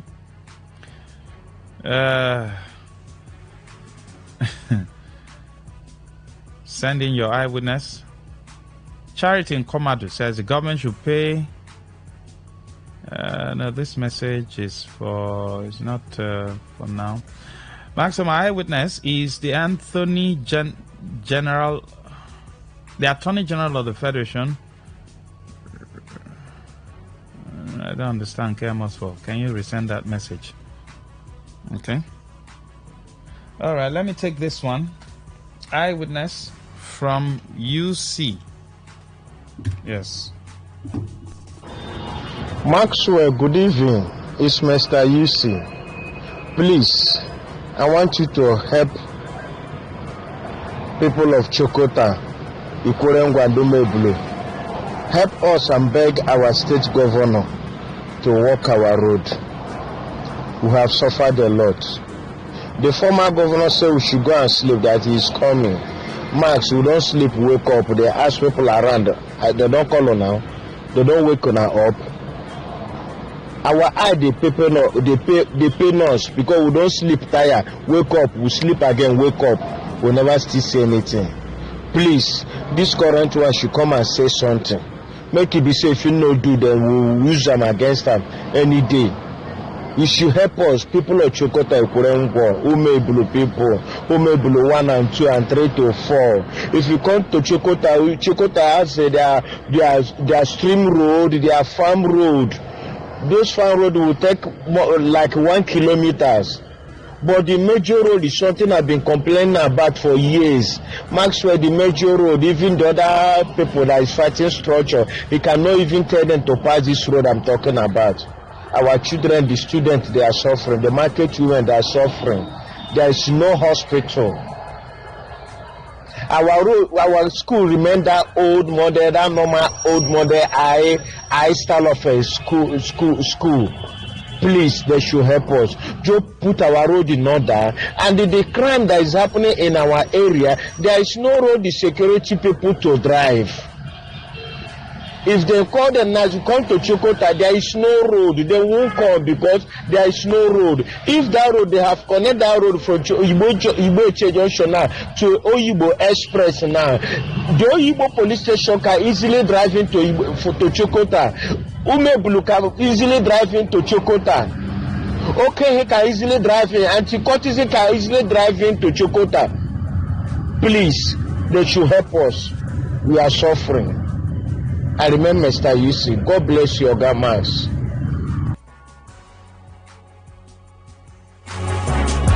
All right. Thank you very much, UC.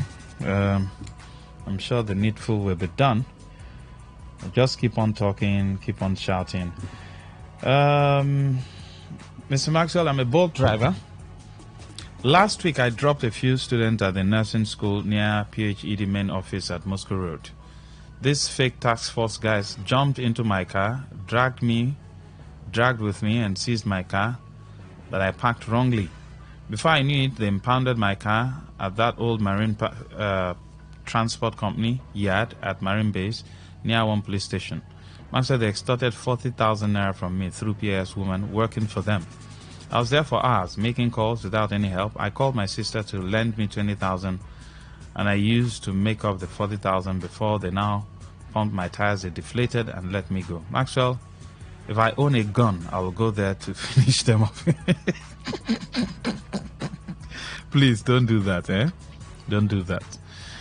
Funny enough, both police and army guys were coming there to beg for the guys. This is beg for guys they seized their cars and motorcycles. Uche Nwachuku is very pathetic and is becoming unbecoming. I don't know if the governor is hearing all these complaints.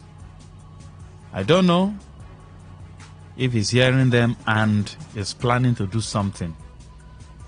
It might, like someone said, give his government a bad name.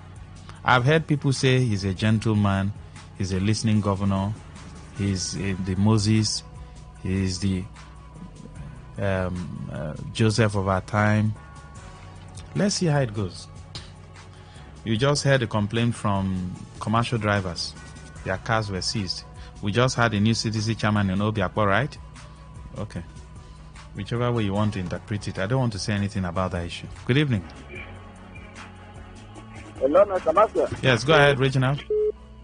Yeah, Reginald. Go ahead, sir. Mr. Master, several times we have had some of our callers talking about the governor that is a listening governor. And is Jesus and the Moses and the God of our time. I want to believe that it's true. And I want the governor to also prove that Mr. Yusi, one of our brother and our regular caller, Mr. Yusi, the cry of Mr. Yusi from Umegli. I hope the governor is listening and is hearing. I hope the governor is also listening to the cry of the road Omayagu to Ukrago to Odogwa Shimri. It is one of the worst roads in Nigeria. Governor Pobra, I want to believe that you are listening and you will do something. Governor Pobra, let me also remind you that some time ago, one of our regular callers from Emoa, this man was also calling, and at the end of the day, the former governor listened to him, and that road from Emoa was also attended to in the name of Y Brahma from remote again. I want to believe that you are listening and you will attend to the people of the state, the tribe. Governor, please. I know that some group of people paid you a courtesy visit yesterday, this and that to discuss. I don't know if they discussed to come and take their own share of money, or they discussed to talk about the welfare and the benefits of the state people. But whatever thing they come and discuss, remember that the people have the worst network of roads in River State. When it comes to the issue of roads, when it comes to the issue of schools, health, and other infrastructure, critical infrastructure. So, one of us, please come and attend to the people of the state, because no pressure is mounted on you.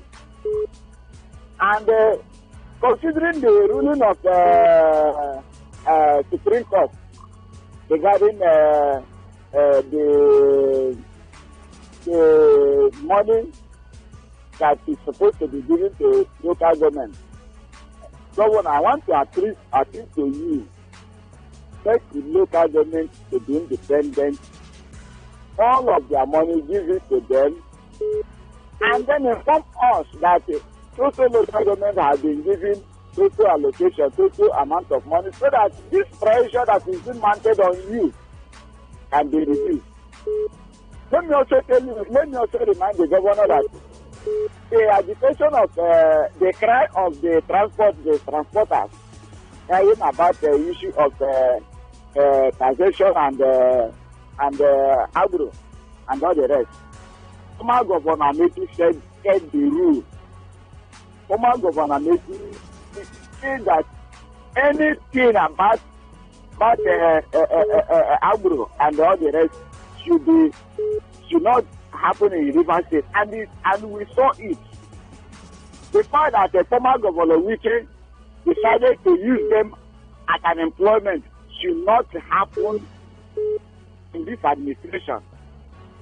you, as the governor, have everything it takes to read out what we as we see today as agro or this and that. So I want to appeal to you that you should use your good office and make a statement, only just a statement, and order the security officers. The issue will be a thing of the past. And finally, let me call on the chairman of the local government, you have a lot to offer. Former local government chairman did not do anything, and you can prove him wrong by ensuring that critical infrastructures like education, electricity, and food, healthcare is being attended to. We want to see a result from you. And this is I, Regina, will also call on you that you have fed the people of Ete. Thank you very much, Mr. Maxwell. Thank you very much for your time. The way, he was talking directly to the governor, and I think that's really apt. That's fantastic. Maxwell, people should leave the governor alone. Not everything they call on governor. What's local government doing? The Supreme Court has given them autonomy, so they should be autonomous enough to fix roads in Chukota and other parts of Eche. Big King from Port Harcourt. Big King, I saw a message someone sent to me.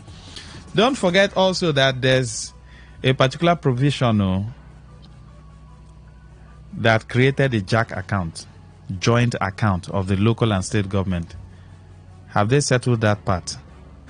The Supreme Court would have also settled that matter. So let's leave that issue. Good evening. Hello, good evening, Maxwell. Welcome, go ahead. Okay, my name is Gucci, calling from Port Harcourt. Yes, please. Maxwell, I want to talk about, I traveled to Eche, Tokoto. I think that Tokoto thing can need roundabout because that place is getting crowded. I don't know if you have been to that place. That place needs a roundabout because of some trailers that are turning cannot even find it easily to turn. And some big motors like a tipper, when the keke loaders and the bus loaders that is coming from the day, you just position there, that place will be tight. And that position is dilapidated. And for them to come to Igbo Junction is very difficult. For Igbo Junction to come out and apply maybe any of the left or right, maybe Port Harcourt or to take the side, they find it difficult. That place has been an accident. Can we start to They need to expand that place, destroy some certain buildings that have blocked that place. Chukwuchi Center is developing. It's fast developing. They should create a very wide roundabout so that it will be more tolerable. Talking to Elele Alini, that's their market. They are trying to build some certain things here. As fact, I tell people who are doing those things, if you look at a blog, well-modeled blog of some days back, those blocks now, they are destroying it. Very nice block, position. They want to put a new one. Instead of them to remove it and put another new thing, and come to the front and do the lock-up, and go to their park. Maybe take care of the park, fence it, and try to make it very fine. They will just go to the structure that is standing, make a good thing to destroy the whole thing. So that that place they will build a new one. While they need to lock up at the front of that market, front and back. If they should apply that money there, it will help the community. Government should know what they are doing. I think it is especially doing that job or a company. They should try to help people. They need some development, but let them not draw this back. They need lock up at that front of Lalinge market. And their park needs to be touched before they will invest those money there. I think things will be good. We're coming to AK. Please, they have been crying about Igbo Road. Last time I applied the road, same thing. Igbo Road to Rumukushi in Eleme Junction. That place, they need to touch it. They need to touch that place. And this day, Chokota, somebody was talking, at the secondary school, people are suffering here. That place is so motorable. How do you tell me that it's such a wide road? And the governor will come about, that road will remain like that. It's unfair. Please, we need development in this state. We need the development in the different local governments. We need development in various communities. At least this governor now, every community should have maybe a tied road. Every community, at least one. Not even one. I say community to have a ward and then a tied road. So that people will be very, very happy. This is oil state. And the river state is having a lot of oil wells that are trying development for them so that they will be happy. Please, they should help their people. There are a lot of things that they say to me.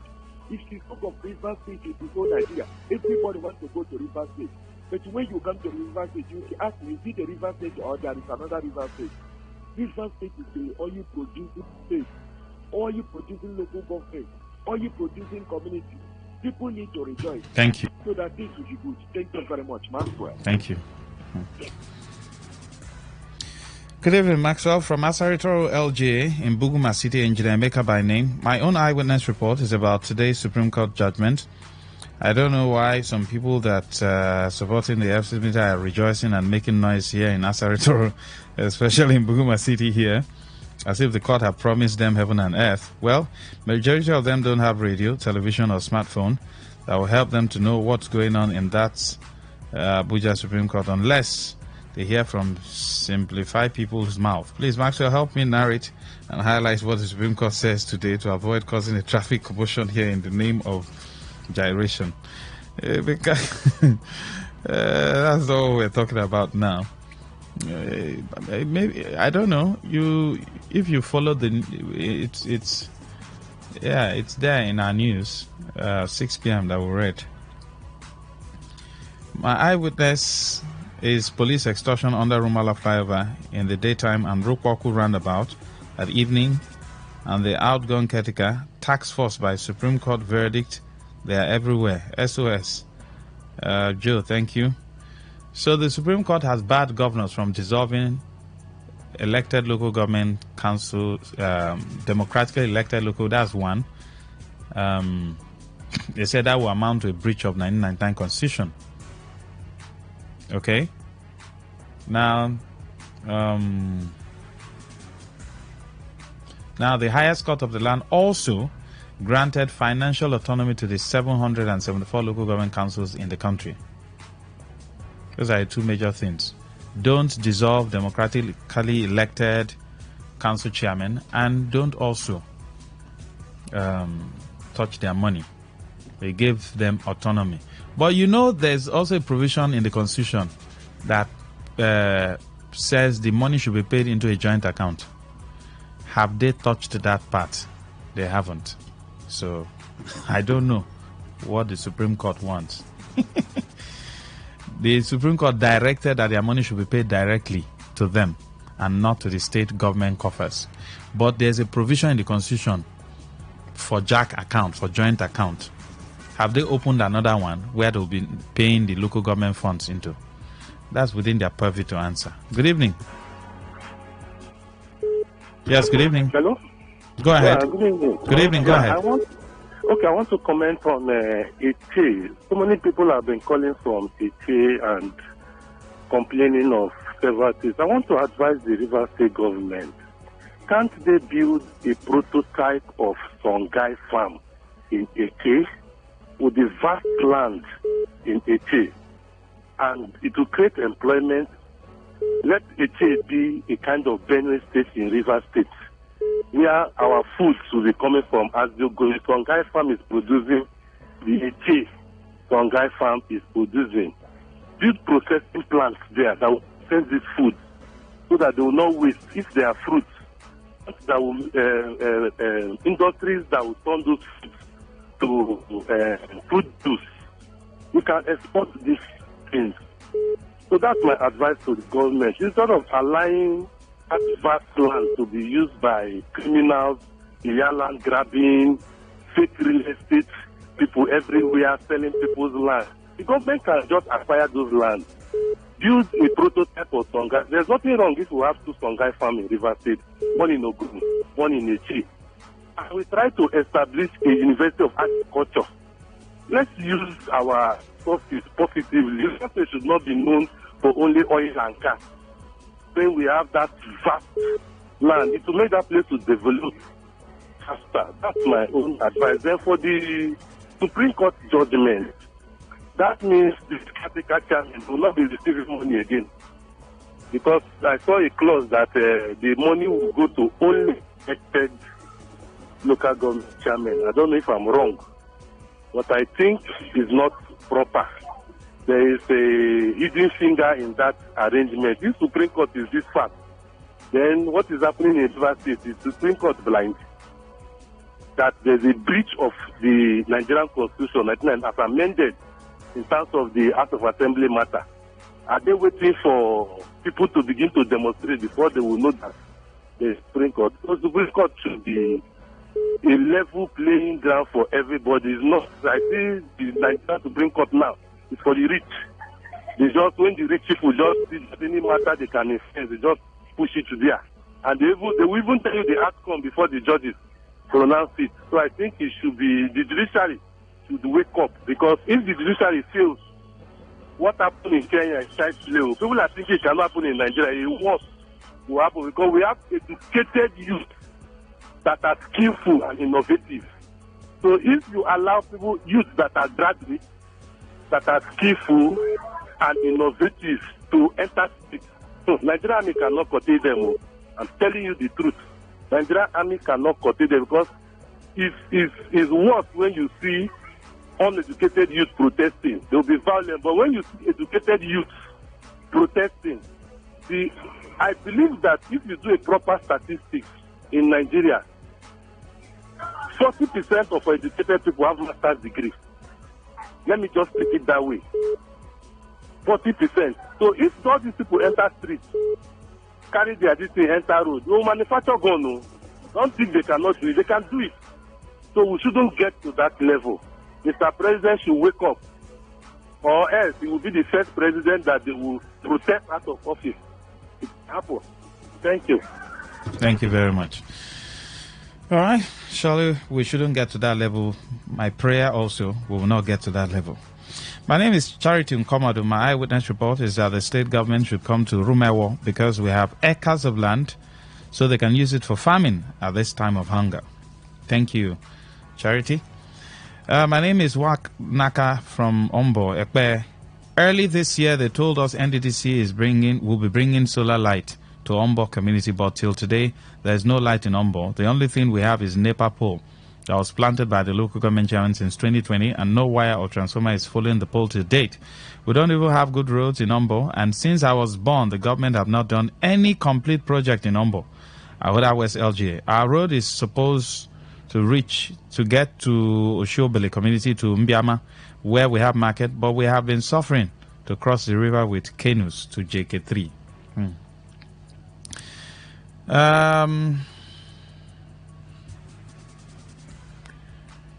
Uncle Max, people have celebrated darkness for 2.5 years now. Please tell PhD to come and remove their cables, Pastor Goddy.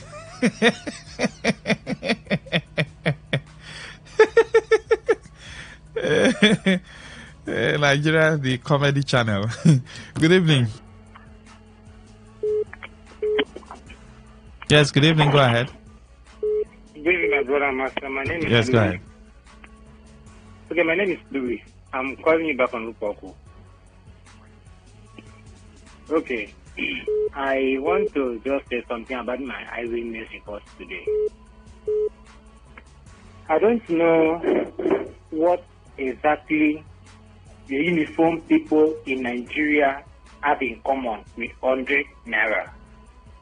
Like when I mean uniform, all the uniform personnel that represent Nigeria, I don't know what they have in common with 100 naira, with AK people.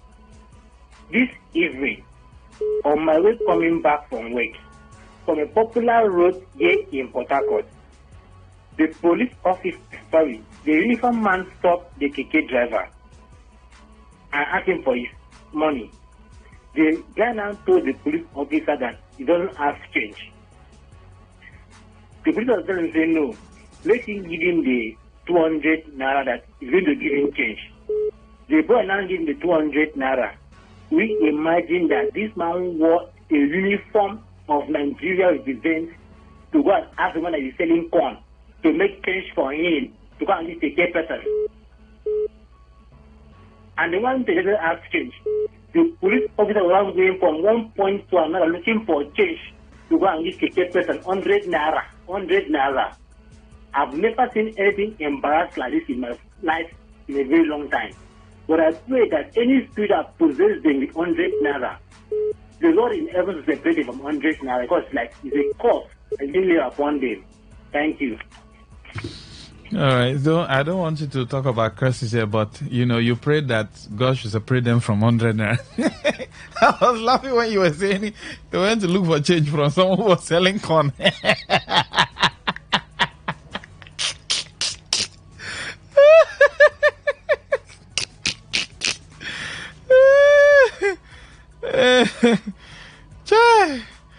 The comedy channel for God. Nigeria is that country.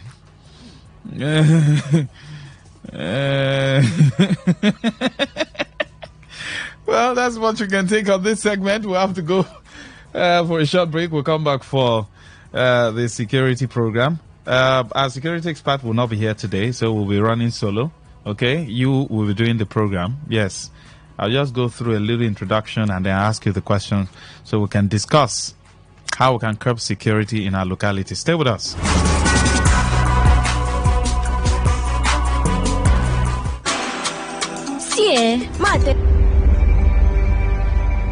Maybe home is somebody's smile when they look at you for the first time.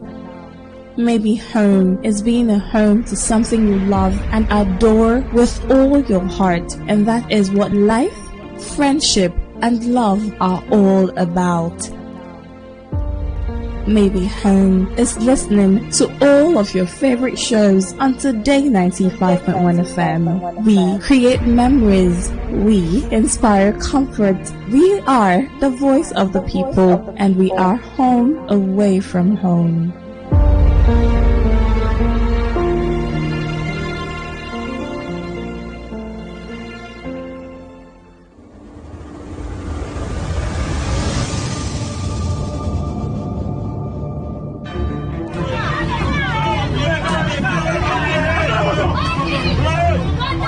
Have you ever been in a situation where you had to pay a fine for an indictment? Then you later found out that there was an already established law to protect you from that penalty. Have you ever been denied a position because of your gender or disability? Have you ever been discriminated, treated unfairly, assaulted or cheated by your landlord, employer, tax collectors, bank, family, business partners, and the police? What if the breach between you and justice is just the right knowledge? I'm sure you've heard that knowledge is power. Join us every Saturday, 10 to 10:30 a.m. on Today 95.1 FM for the program The Law Today, to get acquainted with your legal rights and beneficial interests as a citizen of Nigeria. The Law Today, 10 to 10:30 a.m. every Saturday, is brought to you by Today 95.1 FM, Port Harcourt.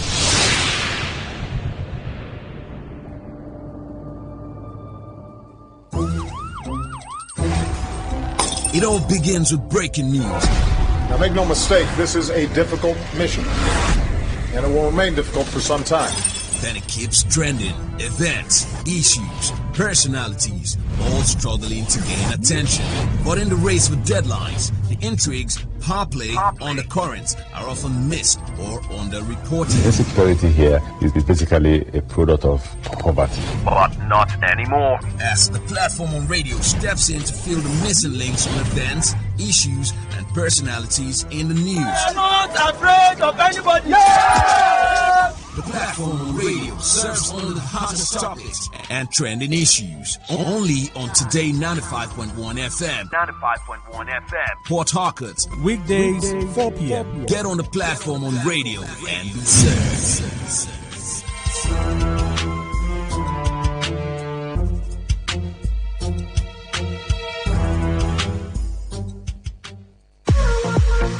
a successful business without sales? And what is sales without an audience? Well, do you know that you can reach 8 million listeners across 6 states in 2 geopolitical zones all at once? How? With Today 95.1 FM, you can get millions of people to know about your business. And what does that mean to you? More sales. Call 081-389-2850 now for more information.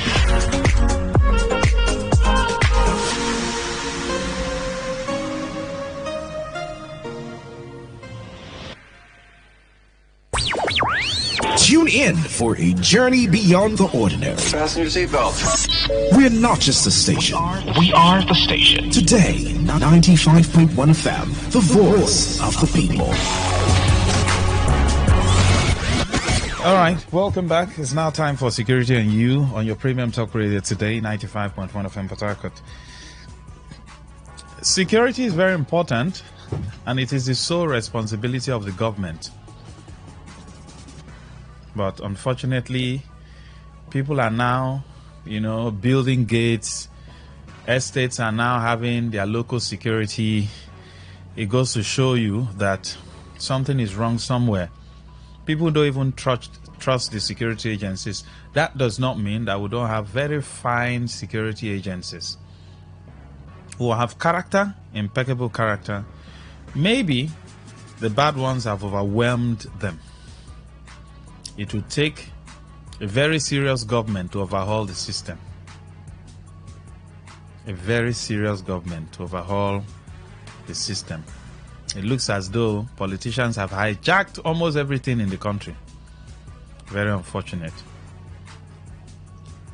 When people are well fed, when people are busy, when people are engaged, naturally insecurity drops. Okechi Smith Divya, who is a security expert, we always talk about security from the cradle, from the grassroots. That when people are engaged, when people are well fed, they might not have everything in life, but when they have the basics, let me give you an instance. You go to work, you come back, you have a wife who also works or has a business that she's doing. You have averagely 3 children. They are going to free school, quality school, funded by government. These 3 children of yours, they can also, by the time they clock 18, they get some form of stipend from government. You are working, you also get stipends from government. You live your life comfortably. I don't think you want to think about committing any crime or even stealing if you find yourself into any office, because one of the reasons why some people steal from offices is because they are under pressure. For instance, a civil servant who doesn't have a house. He has worked for government for 30 years, no house. His children are in school struggling. He can't pay their fees. He has to take loan from the bank. And then God now helped him. They now give him one office that money is flowing through. What do you think he would do? You think he won't steal? Even if it's to build a house for himself. Because he knows in 5 years' time, he's supposed to serve for 35 years. In 5 years' time, what will happen? He will retire. Even when he retires, he's not even sure if the gratuity will come instantly and pension will start rolling in. So he will want to settle himself. He will steal. Let's not paint it. As money is passing through the office, he will steal. He has been working for government for the past 30 years. Government couldn't build him one small house. He will steal to build a house for himself in the village and build one in the city. He will steal to send his children to good schools because government hasn't given his children scholarship. A young man who is in a village, who is done with school, the small business he was able to set up, tax force came, closed it. He set up another one. Tax force came. Closed it. He's now left with nothing. What do you expect him to do? He will go into criminality. Now my question is this: what do you think is the cause of the insecurity we're experiencing? And why do you think it has gravitated towards this level? It wasn't like this 10 years ago. It wasn't like this 20 years ago. Yes, we're having insecurity here, but it wasn't this pronounced. So what do you think is the cause of the insecurity in majorly our localities and our cities? And why do you think it has gravitated, to this level where it is now, where people are engaged in organ harvesting, people are engaged in stealing of cars? Somebody said the reason why he joined the gang to steal cars was last year. He was unable to raise money to buy rice for his family. Some people might laugh and say, no, still in their body. But like I used to say, everybody does not have the same threshold to endure. It's not as though people like us haven't gone through issues in life, but maybe because of the kind of family you came out from or I came out from, we decided not to engage in that.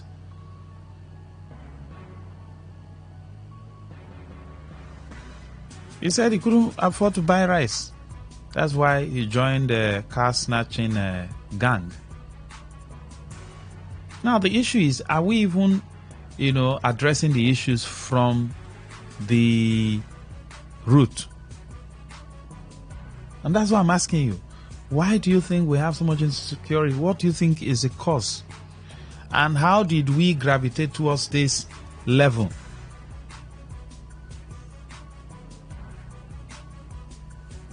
Now, I was going through a particular... About 5 years ago, the Netherlands, that's Holland, had 19 prisoners only. And as of 2018, the country didn't have any criminal. Now, according to the publication, it says people may find it very hard to believe, considering what's happening in Nigeria, that there's a place on earth where the jails are feeling alone. Right? Now, according to this publication, it says, in a world where crimes are rapidly increasing, Netherlands, this European country, will soon shut their prisons as a result of dropping the crime rate. There are countries you go to, their prisons, I think there was a particular country say they want to give their prisons to factories. Good evening. Good evening. Hello, good evening. Yes, good to have you. I'm Sam, calling from Port Harcourt. Go ahead, sir. Yeah, for me, I think why we are having increase in the crime rate is because the government have failed to understand what the citizens really want. A situation whereby, I tell you, it's a personal experience. During the peak period, that's when we're having crisis with one of the LGUs. I would not want to mention the LGU. I happen to carry out a project in that LGU, a construction work. And if you see the rates at which, that's the kind of voice, the caliber of voice I see in my side, doing this hard labor. And they were like, if not for this job, that they would have opted for arms.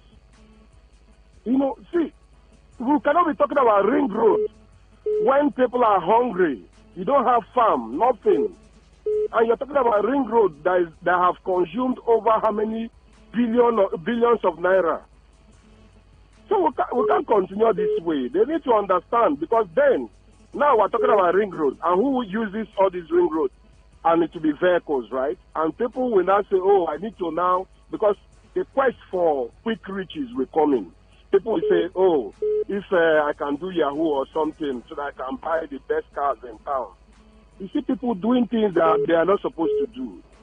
So the government needs to understand the plight of the people. They need to understand what they really want.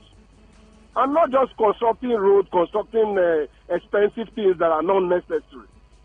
All the local governments are supposed to have farms. You know that River State can be self-sustainant in terms of agriculture. We don't need to import food. We don't need to import fish. But here we are importing virtually everything. Drive from Choba to Ahoda, you see a lot of land there. Lying fallow, lying waste.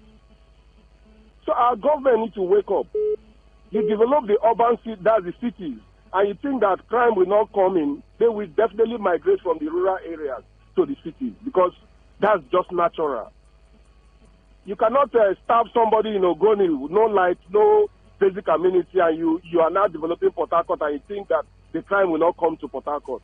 It will migrate from there to Port Harcourt. So I'm begging our government, they need to wake up. They need to wake up so that we'll have a better city, a better country for everybody.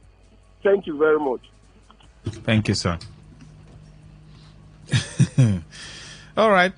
Keep the calls coming in. I hope the government listens.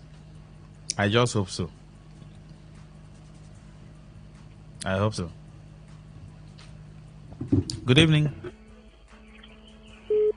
Hello, Tamasio. Yes, go ahead, sir. Yeah, Regina. Yes, go ahead, Reginald. Yeah, I think for me, I will not be surprised if there is a country in this world that when you have a crime-free, when you have prisons, maybe trying to become converted to industries. So if you have a prison that nobody is inside there because of crime-free, are you going to keep animals there? Even though you keep animals there, you will be also training them for good. I think it's a good one because it shows that there are countries where you have human beings as leaders. And there are countries where you have people who think like animals as leaders. Countries within Africa, most of the countries we are living here, the leaders we have here, don't even think of like the human beings. Because these people travel to this country that we are talking about today. Is there any of our leaders who have not traveled to the Netherlands or to UK or US, China, Japan, and all the rest? And at the end of the day, what did they bring? What did they come back with? Insecurity everywhere, unemployment, not bringing something that will create jobs, lack of enabling environment for business to thrive. How do you look at it? How do you look at leaders in these countries? Only people who are interested to use our money and then send it to countries that are already developed in the name of looting and hiding our money. It's quite unfortunate. So I want to say here that for us to get it right, government must first of all define what is the duty of government. What are they elected for? Are they elected to serve their personal interests, or are they elected to serve the people? Thank you very much, Mr. Master. Thank you very much for your time. Please do well to send in your messages. Why do we have this high level of insecurity and how can it be curbed?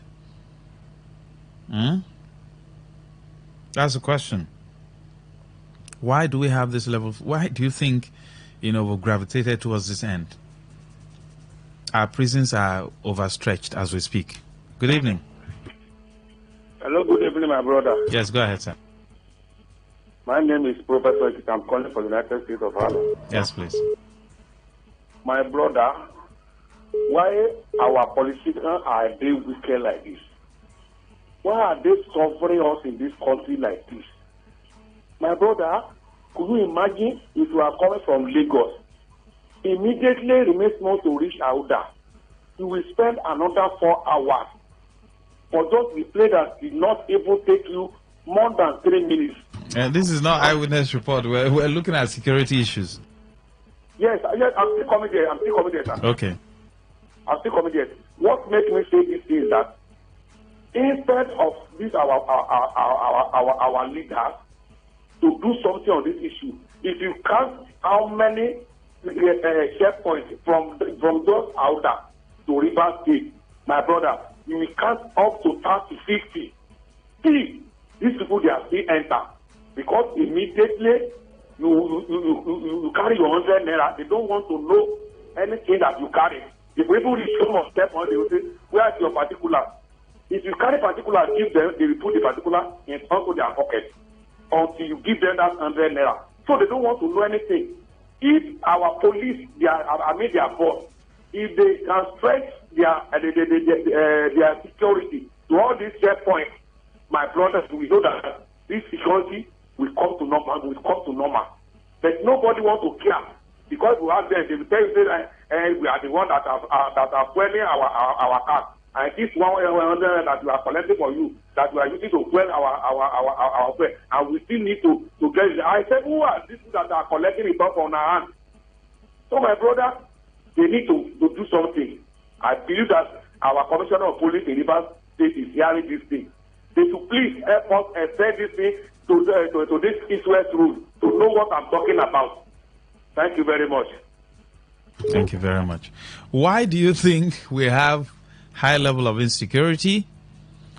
How can it be curbed from the grassroots? How can the problem be solved from the grassroots?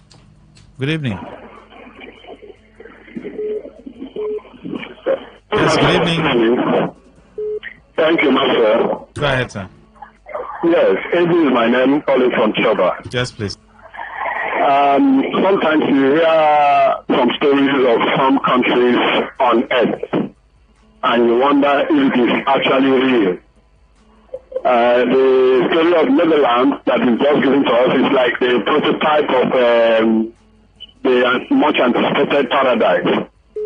Now, what's the problem with us here? I have encountered police a number of times when they will forcefully demand that I give them something before I will pass them, even when I'm not a commercial taxi driver or whatever. And then by the time you ask why, they should demand that they ask you, the people that are carrying your money in billions, you don't get mad to ask them. Then this common 100 naira, what they ask, now they ask you a question. So, under such an environment, I don't know what we are talking about when we say Commissioner of Police is listening, and even when the President is listening, what happens? The truth is, people around this environment called Africa, in particular Nigeria, we are even the ones encouraging these acts of criminality everywhere. We are in a country where what people respect is money, wealth, and how you came about the wealth, nobody cares to know. From the family front down to the church, the political environment and all of that, all that matter is money. If you don't have it, you are nobody. If you like, let your sincerity hit the high heavens. You are wasting your time because nobody will recognize you. But make money today. Carry maybe up to 5, 6 SUVs worth 100 million each. Line them up, drive to your village. You are sure you will get a chieftaincy title. Around the church, you are sure they will give you pastor. If they didn't make you pastor, if you are too young, they make you pastor. If you are maybe up to the age of 30, 40, they make you elder. Why? Because there is cash in your hand. The same thing goes to the traditional level. Once you have the cash, they make you chief, give you a chief justice title and all of that. Now, under such environment, it is difficult for anybody to dream of eradicating criminality. The only way criminality will be eradicated, I don't care, even if you create jobs today, there will still be the issue of criminality. Why? Because there are people who probably someone has oppressed with money, who wants to make money to also, either he retaliate or do it to somebody else. That's the kind of environment we are. So for me, the only way we can get out of the quagmire systems right now is that individually, because we are waiting for government or the law to handle that for us, it will be difficult. Because from the head, the readiness is there. So individually, if we can, I mean if, because the possibility is not there, but if we can, on our own, begin to, work on our mindset, I think that is where we started from. But depending on the government will do this, police will do that. The IG, how did he get to becoming IG? The commissioner, how did he get to becoming commissioner?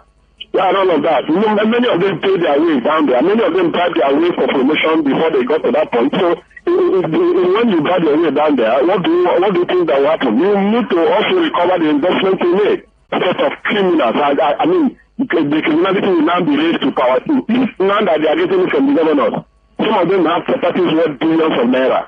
Now, by the time that the thing gets to them direct, what will happen? So, Nigeria is so hopeless. We can only just continue to pray and trust God that something is going to happen that will change the course of events in Nigeria. Thank you very much, Master. Thank you. Good evening. Hello, Master. Yes. How can we curb insecurity? Good evening. Master, the truth is that you remember one time, I think on Facebook or on the internet, there was a guy who gave police money. The boy should be like 28 years or 30 years within the range of that. So he went to club and the policeman was holding his money, giving him money. He was spraying it. Now the truth is that, Maxwell, I tell you, when it's because of the abundant resources, the land Nigeria has, that is why things are happening, and yet people do some things and get away with it, yet nobody talk about it.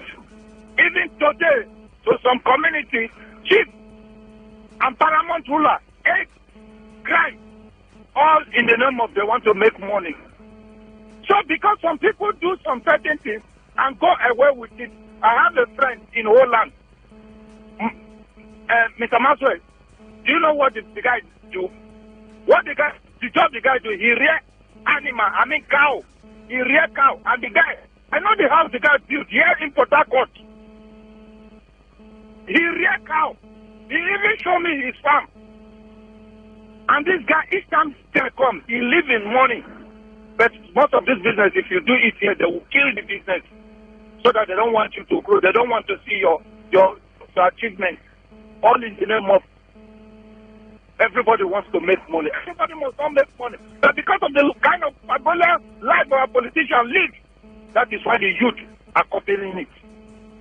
They don't checkmate anybody. There's no check and balance. You make your money, how you make your money, nobody wants to know. After you bring the money on top and you bid out, you influence people, you take the money and give everybody. Nobody, even when they see you with cash, they still hail you. They still tell you you're on top, nothing happened. So until the court will stand up and begin to punish everybody, to tell everybody that nobody is above the law, and punish everybody for their crime, and everybody goes to prison, they judge people, then the crime will stop. So we just have to start it like that. When those days, if you bring biro from school or pen from school, and your mother caught you, she will send you back. You do something, the teacher that will put you in assembly and flog the hell out of you. Your dad, your mom has no power to say to come and fight teachers or do teachers anything. Until that level, the old days level, where crime will begin to punish people for committing little things. Thank you, Mr. Maxwell. Let others. Thank you very much. Until we begin to punish people for their crime. Wow. Okay. So you have reward system. If you do good, you get rewarded. If you do bad, you get rewarded. Everybody will melembe. But when people do things and they get away with it, so you see someone gets into power, one small office, he wants to oppress everybody. He wants to raise an army of illegal people who will engage in illegality, and nobody will talk in the community. They will just be calling on the government to... We have seen now non-state actors carrying police as escort, going into communities and showing themselves. Good evening. Well, Mr. Maxwell, good evening. Welcome, go ahead. My name is Ono. Mr. Maxwell, until our constitution in this country is actively honored, crime will continue to strive. Because the government, the people that were so-called political leaders, they have placed the constitution as their written document. The level of oppression, the level of mismanagement, the level of carelessness towards the citizens is increasing the level of insecurity in our various communities, states, and even the country in general. Until the leader, we cannot set aside the leader because look at the country we mentioned. The leaders know what to do. They respect the constitution, they respect the right of everybody, they respect the feelings of everybody. And that is why you can see that they are telling you that the prison is no longer relevant in our country. Because the right things are always in place. The citizens are proud of such countries. And when you come to Africa, bring it down to Nigeria, you will understand the level of intimidation. Everybody wants to show up. Not knowing the respect of the next person. So you can see that everybody is so desperate now.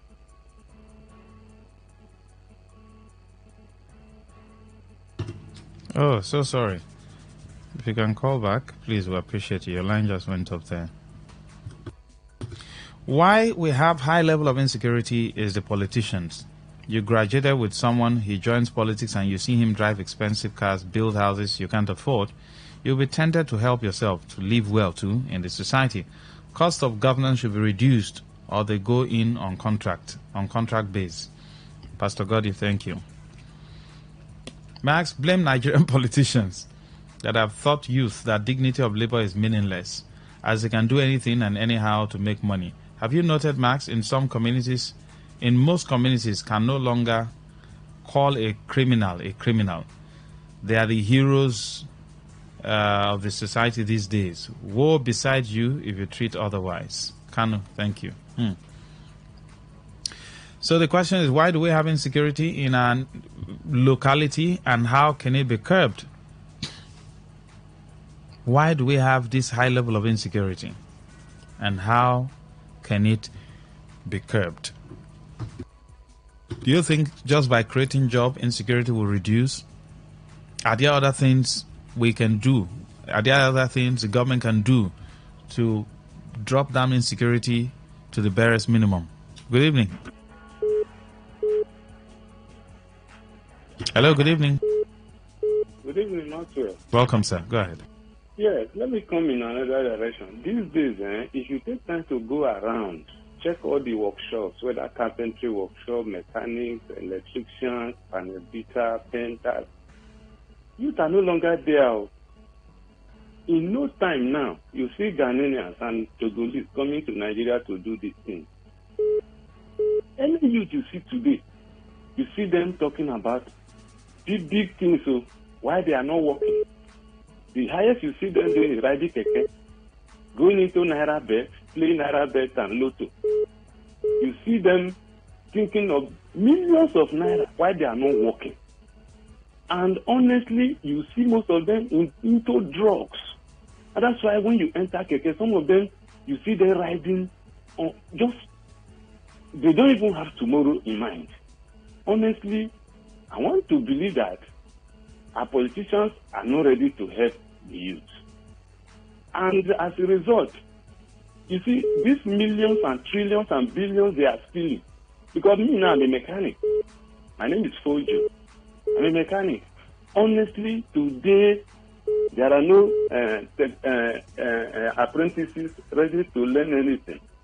Who are thinking of big money while they are not ready to work. And I don't blame most of the youth because some of us that are into it today, we suffered in the 90s, in the 80s to learn this trade when Nigeria was not the way it is today. Since 1999 that Nigeria entered into democratic rule, things has changed. And the best thing I expect they should do for us is establish some of these, everybody cannot go to school. For those that cannot go, that can do this blue-collar job, make a technical school for them to go and learn. There are those that are ready, but the wherewithal are not there. And that is the suffering today and the insecurity.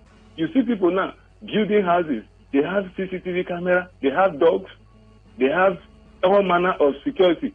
But when they come outside, they are still being kidnapped.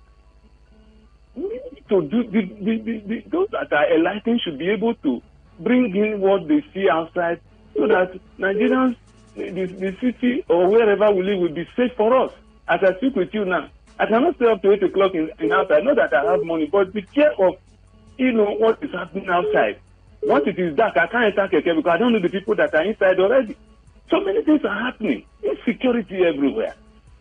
Please, the little I know, and I want the government to do is to wake up from their slumber, get technique, for those that cannot go to school, make available for them where they can learn trade, encourage them. If it is still little stipend that can be given to them every month for them to be able to stay, because you cannot learn under hunger. That's just my take. The little I can just say this night. Thank you. Thank you, sir. Thank you so much. Appreciate you.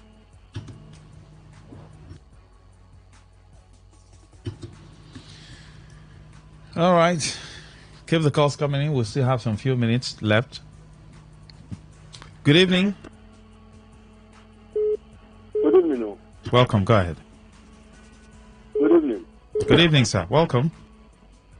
Yes. You asked a question, sir. Yes. Why do we have insecurity? How can it be curbed?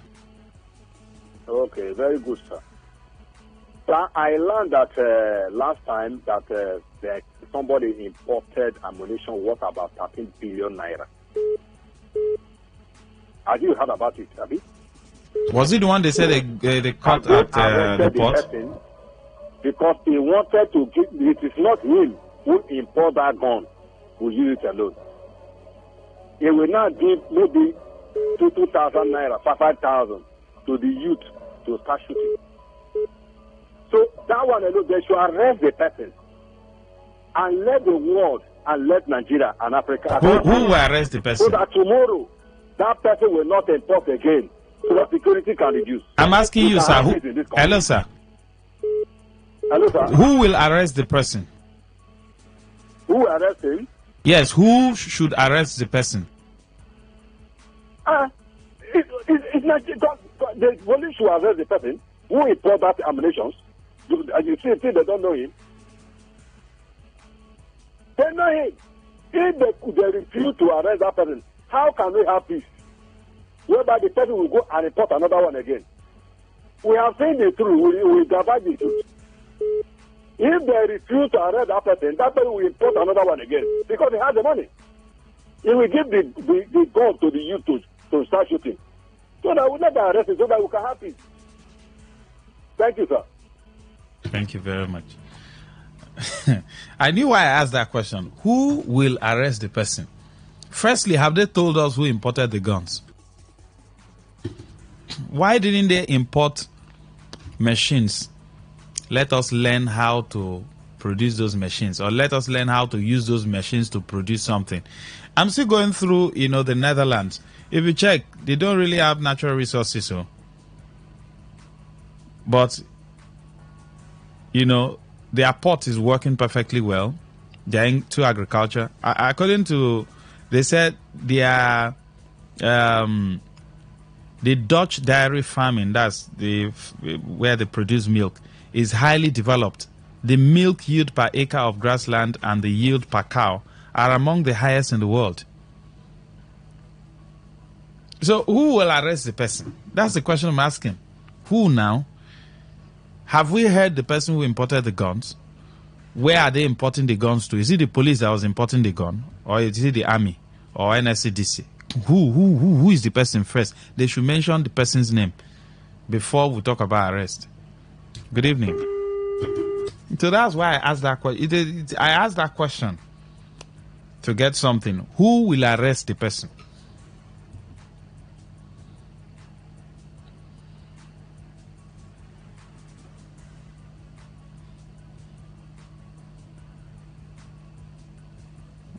Good evening.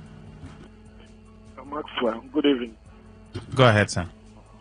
My name is Goody, calling from Port Harcourt. Maxwell, I told somebody I don't want to be like a Dangote. The person shouted, you see, I love a disciplined life. I love a life that I will have peace, not be very avaricious in my life. I don't want to be greedy. The society as we see them now, they glorify the evil. In fact, when they see anybody that have short money, they don't care how they make the money. People like to get the money. People cheat to get the money. People use their neighbor as a ritual to get the money. People confound, do one thing or the other in order for the society to praise them. And the society is ready to praise whomsoever that have paid the money. You say, leave an antique man, or leave that man, the man suffer to get the money. So you are interested in the money. You are not interested in the life and the disciplined life. You see, the society we are is promoting those things. You see, sometimes people will say in olden days, it was good. There was nothing good in olden days. It was that age, that stage, there was evil. Following it, the more we go, the more it increases up to this extent. To the extent that people see evil, they call it good. They say evil, they call it good. They change it and change every other thing. They change the name. See all these boys now making Yahoo. You will see so many women now. I know one woman, my friend, a pastor. He was here. Somebody brought their son and say, consult this thing, make this my son, so that when my son is doing all these things, he will be getting people to get money. Use some spiritual material, work for him. I know some people now, they hand over this Yahoo small boys to the big boys. We go teach them work so that they will know how to get money. Thank you. And by the time we are doing all these things, evil is increasing. People are very avaricious in life, increasing in greediness. Thank you. Tomorrow we ask, Thank you. where are we going to? How can insecurity come to the society? Thank you very Why much. do people want to get it? Thank you very much. Thank you. We'll wrap up. Kanu says, those in government lack moral equity to bring criminals to book because equity goes with clean hands. Again, creating jobs may be okay, but I can assure it will do a little, as these guys will never be satisfied with that kind of little change. Thank you, Kanu. And that's much we can take. Okay. That's much we can take.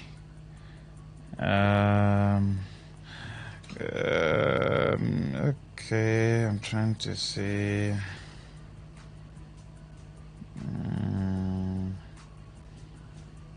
The so-called politicians in this country should be held responsible and accountable for their high level of insecurity.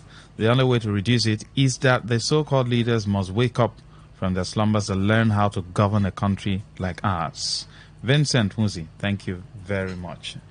Thank you so much, everyone that has been a part of the conversation. Thank you so much. My prayer is that everyone stays safe. God protect you. Protect your family. On Facebook, Lucky Maxwell Nna. And on Twitter, LuckyMax234. You can follow me there. Thank you so much. Good evening.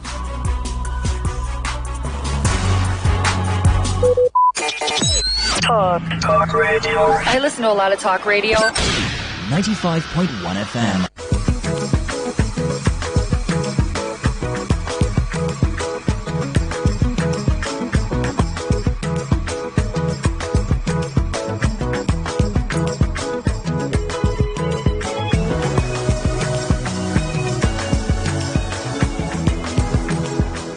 Pastor Taribo West is back on the show with me, and I tell you, this interview is going to be explosive. Yeah, I can bet you. The next 13 minutes, yes, will be something you remember for good. So much expose coming from Taribo West. The Super Eagles, the coaching job, and so on and so forth. My name is Godwin Enoch, and we'll take a break. When we return, Taribo West and I on the other side.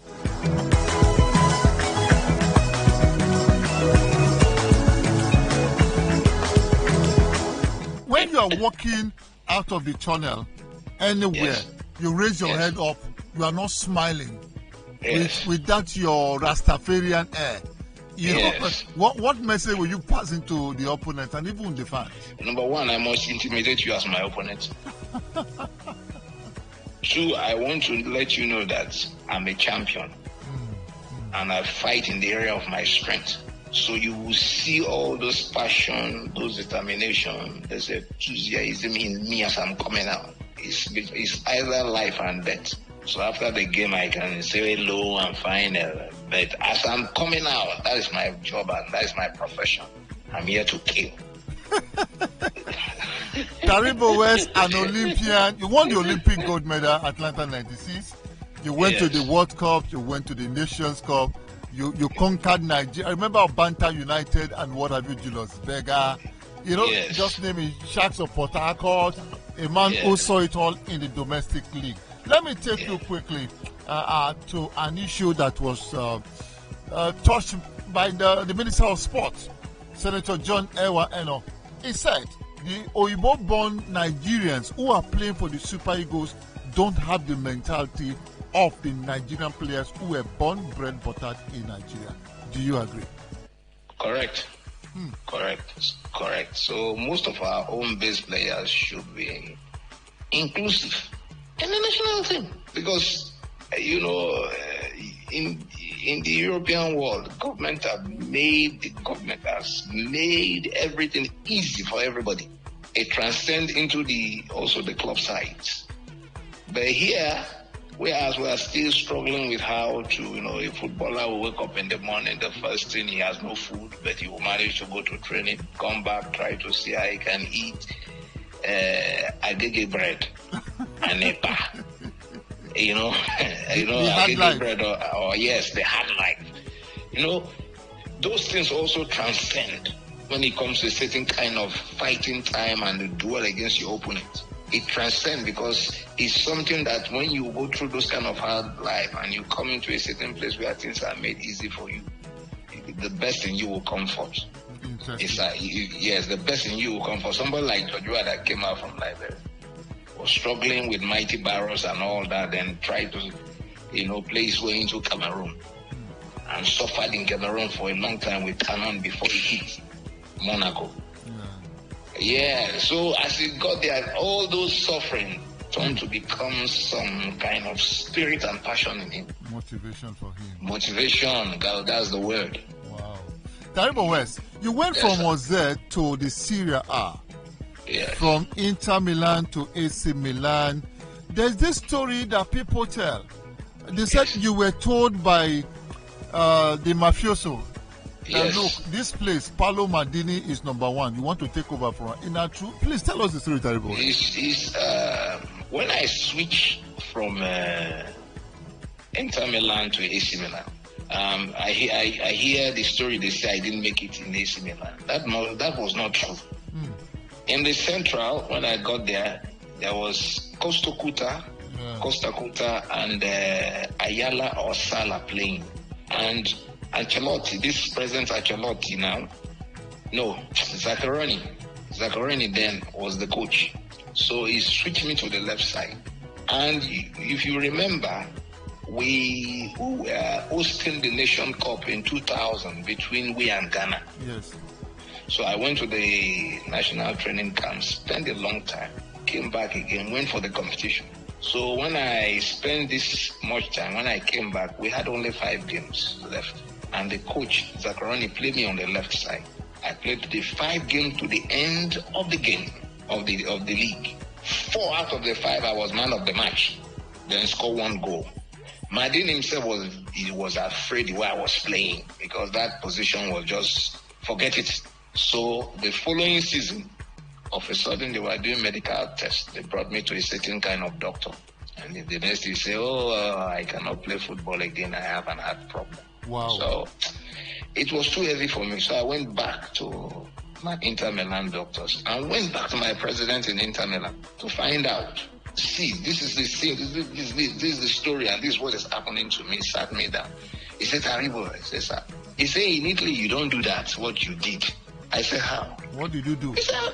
He said, can you go and play the captain of our nation position? You're out of your mind. This is the President Moratti telling me this. Any day, anytime, anywhere, quote me. That you want to take the position of the national team captain, Paolo Maldini. National team player, Maldini, that is never done in Italy. They will take you away. Wow. So that's why I left AC Milan. And you went to where? I went straight from AC Milan. I went to Derby County in England. Okay. Played for 6 months, then switched to Kaiserslautern in Germany. So much to be documented along the line. Yes. Now, let's talk about your ministry. Taribo West, you once told me how that woman came to you and said that God has said to her that you are called to propagate the gospel. And you started mocking her, you were laughing at her. Yes. Then she came back again and you talked about how a certain spirit, there was this anointing that fell on you and you went down. Yes. And since then, you have not looked back. Correct. How is the ministry doing? Ministry has been wonderful. God has taken me through different processes, different challenging trial time. And I've been in now, God is, I'm getting to almost 3 decades. Wow. As a minister of the gospel? Yes. I started all the way from almost 96, 97. So I'm getting to 3 decades right in the ministry, and God has been kind through all the channel, all the roads, all the, different trials and, different seasons. Taribo, I'm taking you to a pathetic narrative in our history. In your time, you can put your money on Taribo West and Co. winning a game. Yes. The draw for the Nations Cup was done a few days ago, and I saw headlines: Benin Republic again. How did we get here that we are now afraid of Benin Republic? Taribo West? That is a sweet question. It's different change over of coaches, and also I think problem also we have a strong administrative problem with the Nigerian Football Federation, how to manage and organize and give us a certain kind of vision that will be an on-look for the national team to the back up. I also feel that we lack a very competitive, strong sports director from the National Football Association. Just recently, they appointed Eguavon. I think Eguavon has also done his part, but it's not enough. It's not enough. And all this complexity has tied down to keep our football. This last Nation Cup was just a grace. God, just look beyond our limits, just grace us so that we can appear in the final. But the truth of the fact is that there is no structure. What are we building on? Taribo West, you just said it was the grace of God that took us to the final of the Nations Cup. Yes.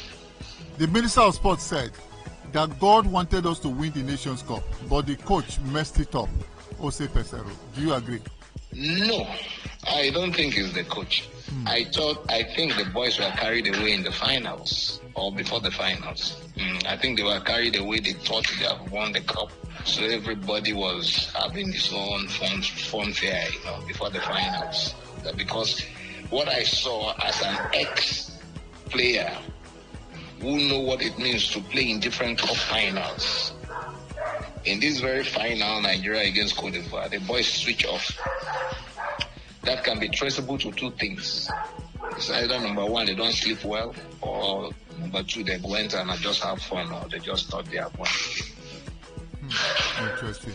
As you go, Taribo West, as internationals, your former colleagues, some would say have been having problems coaching the Super Eagles of Nigeria. The latest is Finidi George. What is the problem? You guys are not good enough? Or what could it be? I think the Football Association has not been fair to us. Number one, we are not in their likes book. Number two, they use divide and conquer. Tell me, Goddy, is it Finidi they're supposed to appoint at this time? Oh. As an ex-player, is it Finidi that they need to appoint? Although, yes, he has assisted Pesero for a couple of months, but is it Finidi that really deserves that job? Who should it have been if not Finidi? For me? Yes. I think that job should be given to either Monike or should be given to Amokachi. As we speak now, the NFF are looking for a foreign coach. You are saying they should not look for a foreign coach. Amonike is here, Amokachi is here. Yes, I think if you give to Amonike or Amokachi, one of them will make it. One of these two people, I dare you, will make it. Taribo West, we cannot exhaust this interview. We are going to have a take 2 or a take 3 because you're always a reporter's delight. I had to pull you out of a meeting with your children to talk to you on the show, and your dogs are backing right there.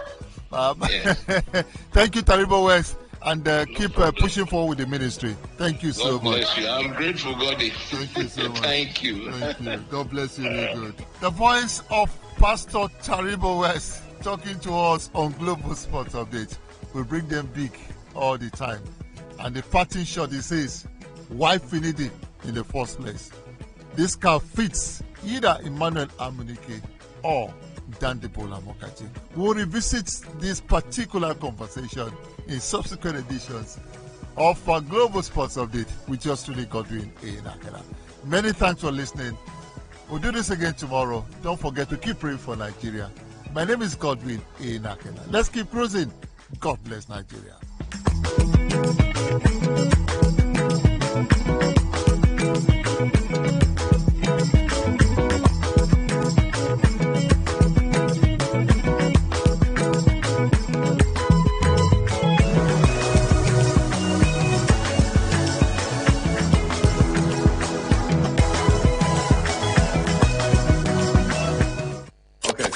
All you need to know about this one is that 95.1 FM? Such a unique style. Hey, you want to speed drive? Come on, go to the racetrack. You want to smoke? Not on the steering wheel. You want to drink alcohol? Don't do it on wheels. Go to a bar and don't drive afterwards. Seatbelts are not for fancy. They're there to save your life. Know your traffic rules and obey them, because they are for your own good. Drive with care, because life is dear.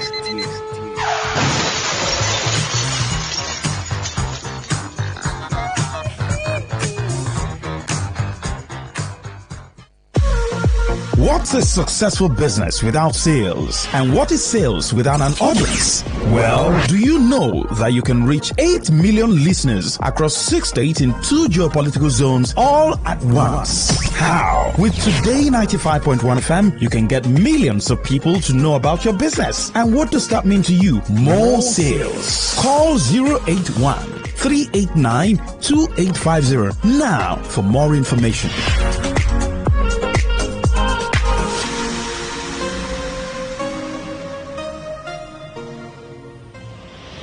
Say no to the ordinary. Embrace the extraordinary, because we are the voice of the people. Today, 95.1 FM. Today, 95.1 FM. What do you love listening to? What's your style? What's your choice? What do you yearn for? So we've got great talk, amazing conversations, entertainment, sports, and lifestyle. So tune in to Today 95.1 FM Port Harcourt, because we are the voice of the people. The voice of the people. Please listen to this paid infomercial.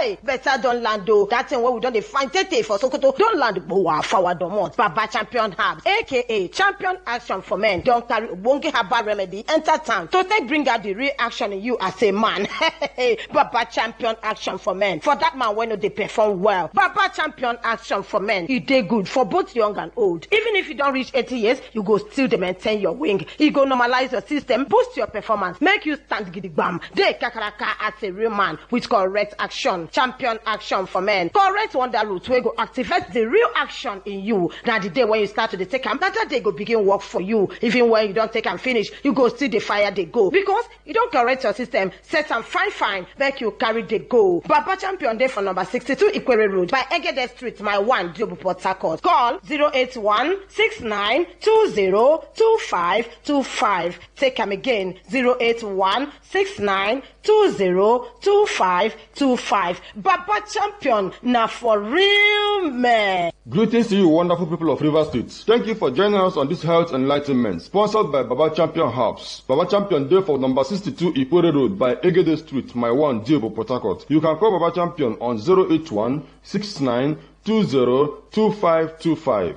081-6920-2525. Let's hear from the Chief Consultant of Baba Champion Herbs. Thank you so much, dear listener, for being with us. I am the Chief Consultant of Champion Herbs International. Today, I want to talk about erectile dysfunction. Please, could you break it down so everybody can understand this? Erectile dysfunction is the inability to get and keep an erection firm enough for intercourse. Having erection trouble from time to time is not necessarily an issue for concern, but when it happens frequently, it becomes a problem. It can cause stress, affect your self-confidence, and contribute to relationship problems. This problem of getting or keeping an erection can also be a sign of an underlying health condition that needs treatment. Male sexual arousal is a complex process that involves the brain, hormones, emotions, nerves, muscles, and blood vessels. Stress and mental health concerns can cause or worsen erectile dysfunction. Common causes include alcoholism and other forms of substance abuse, sleep disorders. If you don't sleep well, it can affect your performance. Tobacco use, too much sugar in the body, obesity, metabolic syndrome, which is a condition involving increased blood pressure, high insulin level, body fat around the waist, among others. Does it come with symptoms? The symptoms include trouble getting an erection or keeping an erection, reduced sexual desire. You find yourself as a man, you don't have urge at all. When you experience other sexual problems such as premature ejaculation, other ailments such as diabetes, heart disease might also be linked to erectile dysfunction. Any advice to our listeners? I advise any man with any of these symptoms to quickly visit an expert. Even if it gets you embarrassed talking to an expert, never mind that. Most times, treating an underlying condition is enough to reverse erectile dysfunction. In other cases, medication or direct treatment helps a lot. So, when you see yourself in this situation, visit an expert. Don't feel ashamed to talk to an expert. We are located at number 62 Ikwere Road by Egede Street, my one Jobu Port Harcourt. Baba Champion Herbs. You can call us on 081-6920-2525. Thank you very much. Follow the road, Oga. Follow the road. I follow the road. Even follow the road. Hey, better don't land though. That thing where we don't find tete for Sokoto. Don't land boa forward domot. Baba Champion Herbs, aka Champion Action for Men. Don't carry wonky herbal remedy. Enter town to take bring out the real action in you as a man. Baba Champion Action for Men. For that man when they perform well. Baba Champion Action for Men. You dey good for both young and old. Even if you don't reach 80 years, you go still maintain your wing. You go normalize your system, boost your performance, make you stand gidigbam. Dey kakaraka as a real man with correct action. action, champion action for men. Correct wonder root wey go activate the real action in you. Now the day when you start to dey take am, that day go begin work for you. Even when you don't take am finish, you go still the fire they go. Because you don't correct your system, set am fine, make you carry the go. Baba champion day for number 62 Ikwere Road by Egede Street, my one Jobu Port Harcourt. Call 081-6920-2525. Take am again, 081-6920-2525. Baba champion, now for real man. And that was a paid infomercial.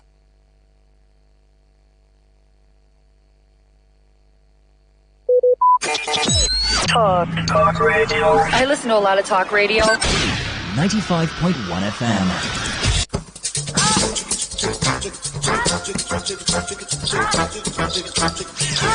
Hello, my people. Are you ready for an electrifying experience that would send shivers down your spine? Welcome to the thrill.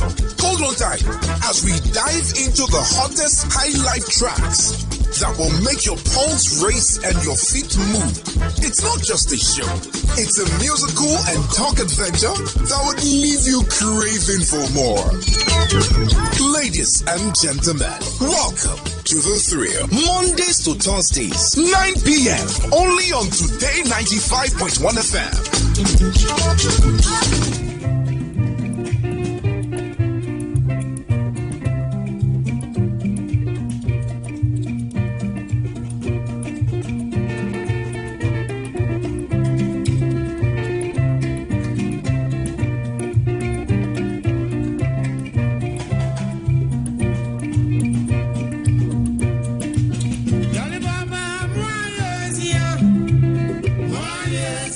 Baba, oh,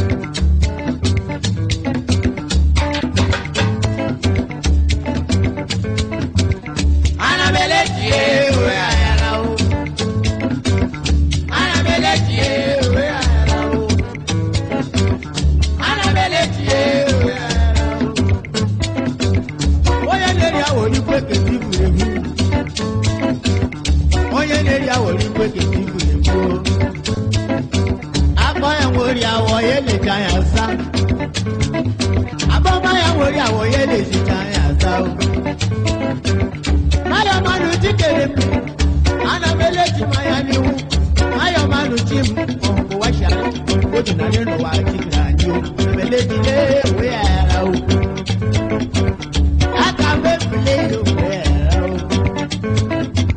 Aya wo bubule we arao.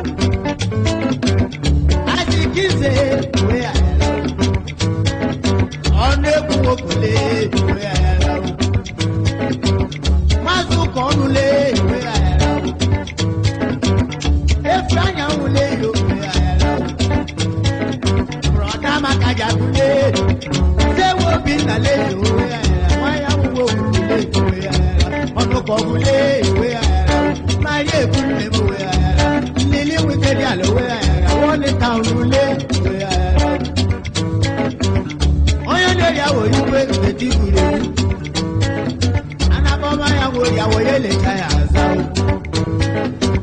anabelechi we nabo we kule yo anabelechi we ogu wo kule we anabelechi we anelu mo kwanne we anabelechi we nandu kebule we anabelechi we magu no sibole we anabelechi we magu no sibole we anabelechi we manya wo kule we anabelechi we ewo binale we anabelechi we bayo siru kanem we anabelechi we akaja kunne ge bani we anabelechi we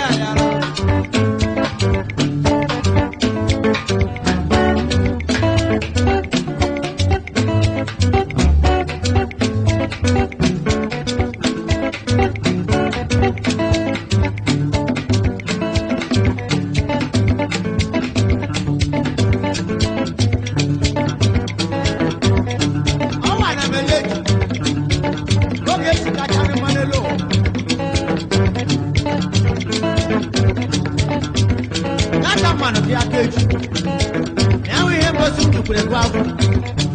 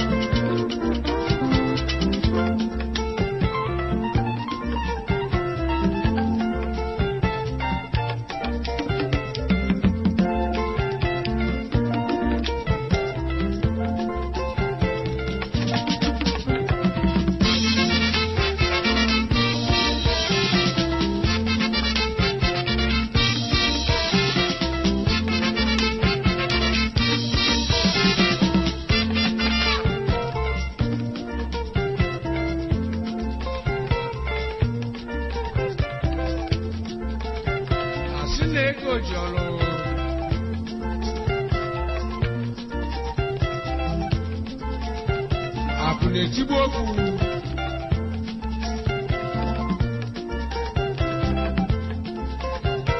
Akune dosi obinu. Ebola fa mado.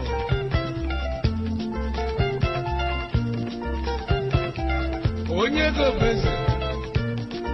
Afa mado ko.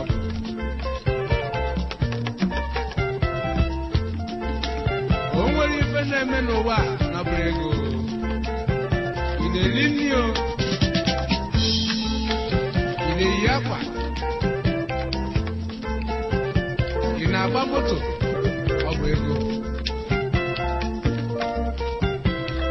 Aiwe na Josi ndị wa mchukwu abịa na bilikwe. Inye anyị arụ ike.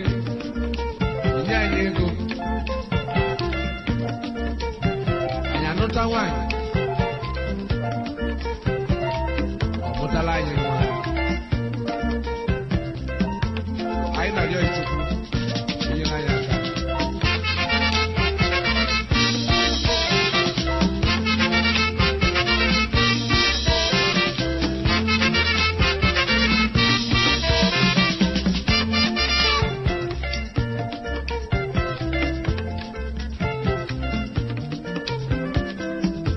Ego ji ọrụ a. Ego dị mma. Onye ego bụ eze. Ego dị isi mmanwa nsọ bụ ọdụ ya. Akụ na-esi obi ike. Ego dị mma. Ị na-eje Lagos, ị na-eje na-aba ngwa. Ị na-eje ọdịda. Ego dị mma. Clement mmanwa nọsi ego. Ego dị nsọ. Ego ji ọrụ. Ego ji ọrụ. Onye ego bụ eze. Ego dị mma. Ego na-ekwara ọkụ. Ego dị nsọ. Akụ na-etiwe okwu. Ego ji ọrụ. Clement mmanwa nọsi ego ma n'osogbu. Fidelis mmanwa nsọ bụ ọdụ. Ego dị mma. Ego dị nsọ. Because of Naira, I can't do the browser. Because of Naira, I can't do the Lagos. Ego dị mma. Ego dị nsọ. Onye ego bụ eze. Ego dị mma.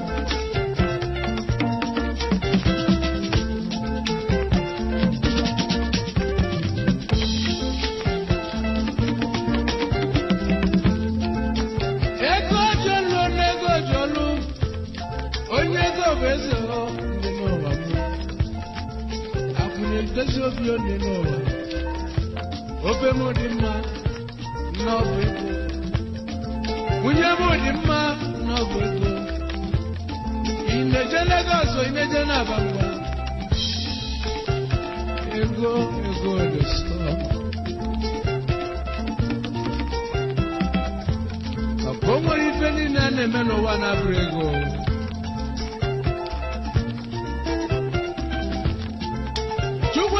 Biko onye anyị arụ ike. Biko onye anyị arụ ike. Inye anyị ego.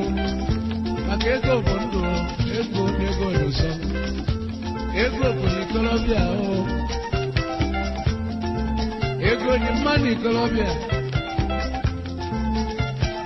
Ego dị mma. Ego dị nsọ. Ego dị mma. Maka ijide ego n'uru. Azụ ka edebe eji isi n'ọtata ka emebi ozugbo. Ejebe.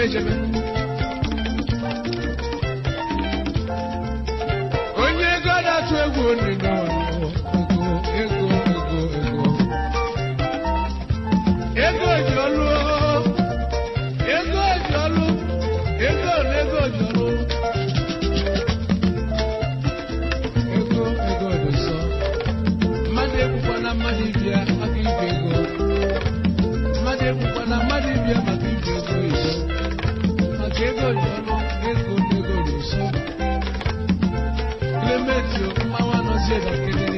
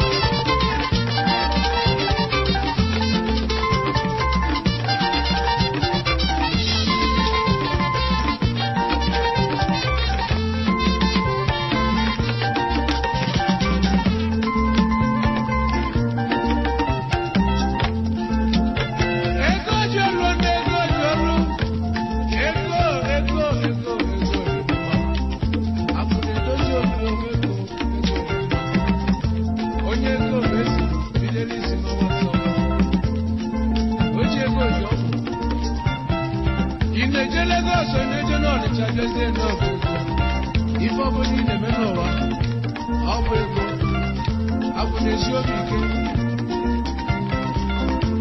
onye nwe mali mma onye ọma n'ọbụ ego ife dị mma n'anya bụ nwanne ọ bụ ego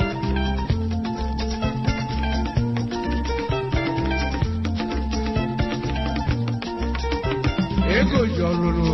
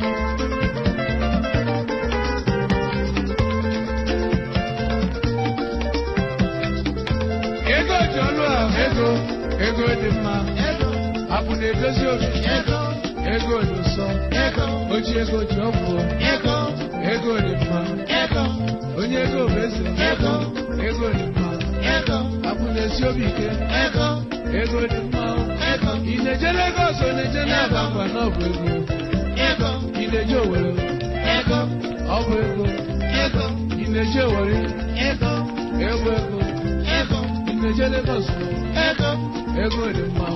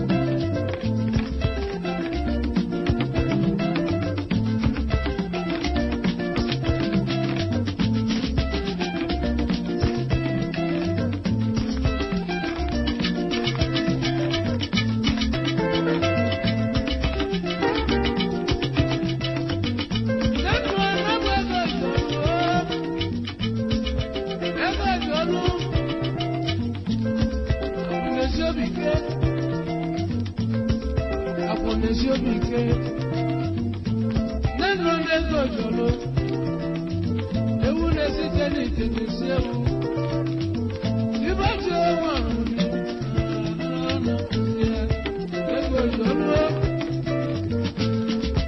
Ego jolo. Abene kowa. Ego jolo.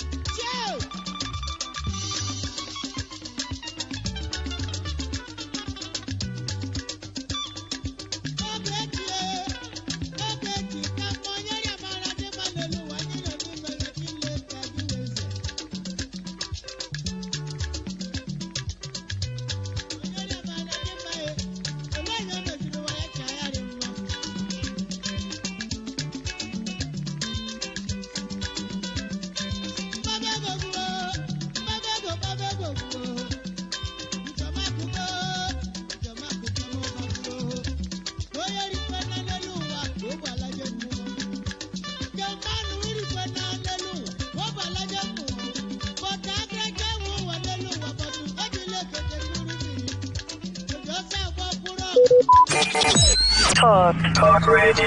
I listen to a lot of talk radio. 95.1 FM.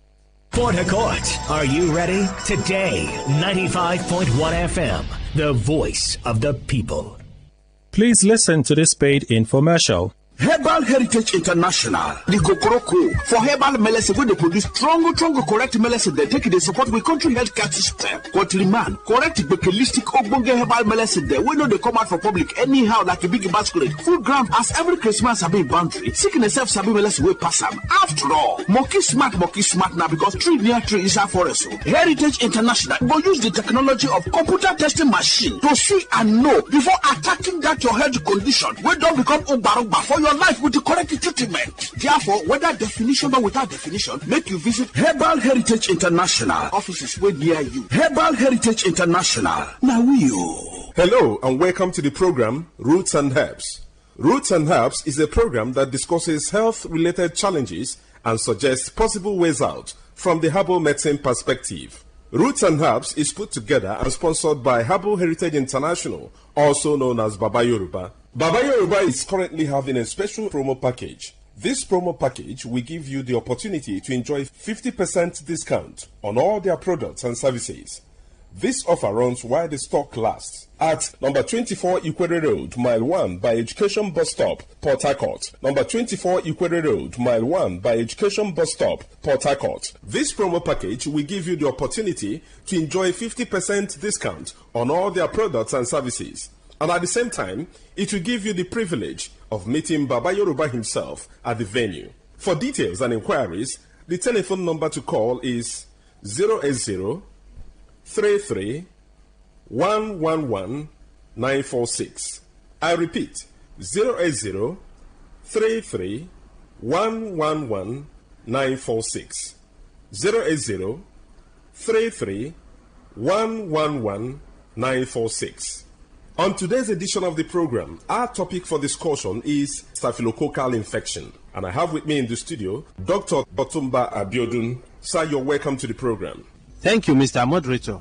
Staphylococcal infections do occur in the body system when Staphylococcus bacteria enters into the body system and spread within the body system, destroying body cells. Staphylococcus bacteria are majorly of three types that can afflict men. But of these three, the most pathogenic in nature, that is the one that is capable of causing diseases easily in men, is the Staphylococcus aureus, because it is capable of invading body cells, destroying them, causing different pathological changes in the body. When Staphylococcus bacteria spread in the body system, there are a number of changes that one can experience. This can result to burning sensation within the individual, and this can be seen as fever from time to time, or a situation where there is certain hotness coming from within. There can be skin manifestations in staphylococcal infection that can be given one periodic boils or rashes all over the body. In some people, such rashes can come around the pubic region or even leading to boils that can lead to blisters or even ulcers on the skin. It is possible for one to experience persistent headache in staphylococcal infection because the body fluid is already contaminated. Staphylococcus, as we know, is a form of bacteria. Any bacteria that is capable of spreading in the body system can lead to reactions in the body that can further damage body tissues. And when this occurs, it is possible for one to experience joint pains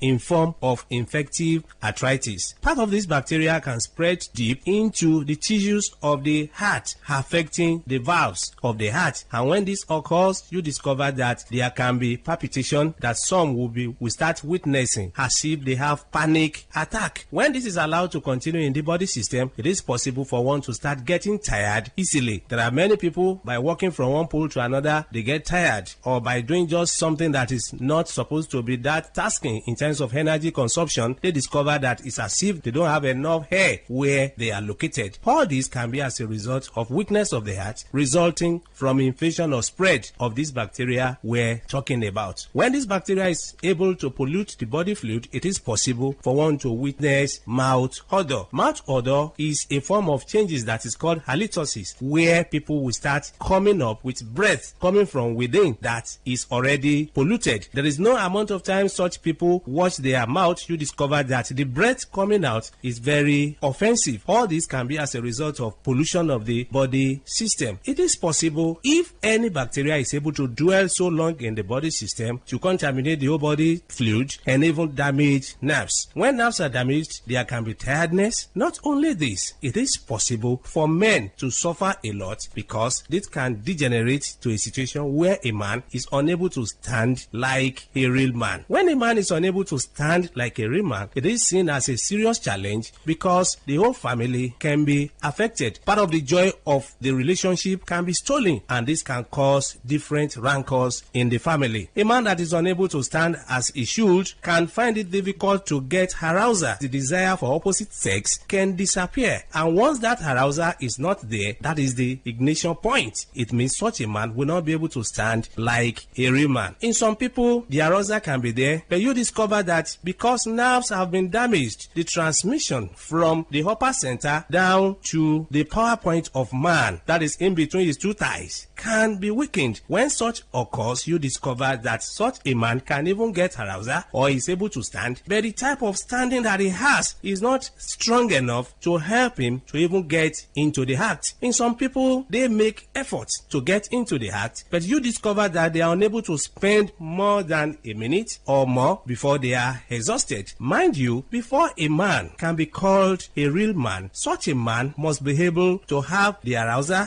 as desired and also be able to sustain the energy he has been able to gather for a considerable length of time. That is when such a man can be able to make his partner happy when it comes to man-to-woman interaction. So such men do suffer from this from time to time. It's after knowing the root cause of the challenge that one will be able to know the right step to take for one to be totally free. Whenever you experience anything that we have been able to mention or other things, it's very important for one to visit a competent health caregiver who will be able to run tests on one and pinpoint where the problem lies and prefer solution. For more enlightenment and advice, the number to call is 080-33-111-946.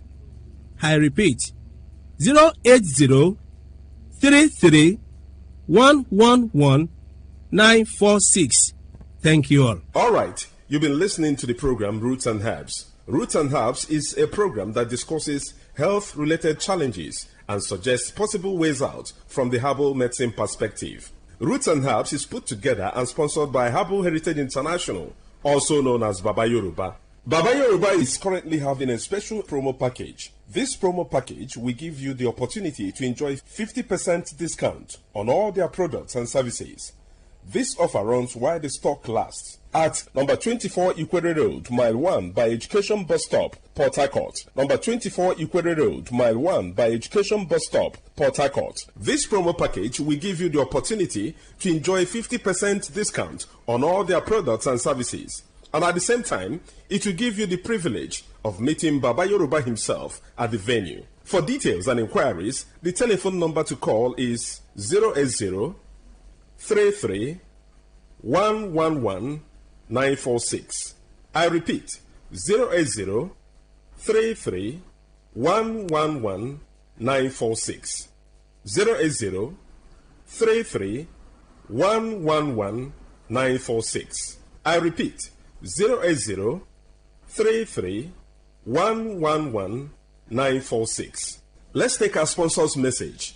Don't go away. We shall be right back. Herbal Heritage International, the Gokoroko, for herbal medicine, when they produce strong, correct medicine, they take it, they support with country health care system. Country man, correct, bakelistic, ogbonge herbal medicine, they we know they come out for public anyhow, like a big basket. Food gram, as every Christmas have been boundary. Sickness self sabi medicine will pass them. After all, monkey smart now because tree near tree is our forest. Heritage International will use the technology of computer testing machine to see and know before attacking that your health condition. We don't become umbarumba for your life with the correct treatment. Therefore, whether definition or without definition, make you visit Herbal Heritage International offices way near you. Herbal Heritage International. Now You're welcome back to Roots and Herbs. Roots and Herbs is a program that discusses health-related challenges and suggests possible ways out from the herbal medicine perspective. Roots and Herbs is put together and sponsored by Herbal Heritage International, also known as Baba Yoruba. Baba Yoruba is currently having a special promo package. This promo package will give you the opportunity to enjoy 50% discount on all their products and services. This offer runs while the stock lasts at number 24 Ikwere Road, Mile 1 by Education Bus Stop, Port Harcourt. Number 24 Ikwere Road, Mile 1 by Education Bus Stop, Port Harcourt. This promo package will give you the opportunity to enjoy 50% discount on all their products and services. And at the same time, it will give you the privilege of meeting Baba Yoruba himself at the venue. For details and inquiries, the telephone number to call is 080 33 111 946. I repeat, 080 33 111 946. 080 33 111 946. Until we come your way again, remain blessed.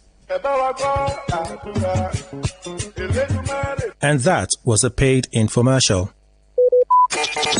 Talk radio. I listen to a lot of talk radio. 95.1 FM. This is Today 95.1 FM, Port Harcourt, voice of the people. Every day, every hour, when the big stories break, depend on our 24-hour news team to bring you the latest. Today 95.1 FM. Whether it's happening in Port Harcourt, South, Nigeria, or around the world, we've got you covered. On air, online, delivering balanced news and unbiased analysis. Today 95.1 FM. This is Today 95.1 FM, Port Harcourt. News.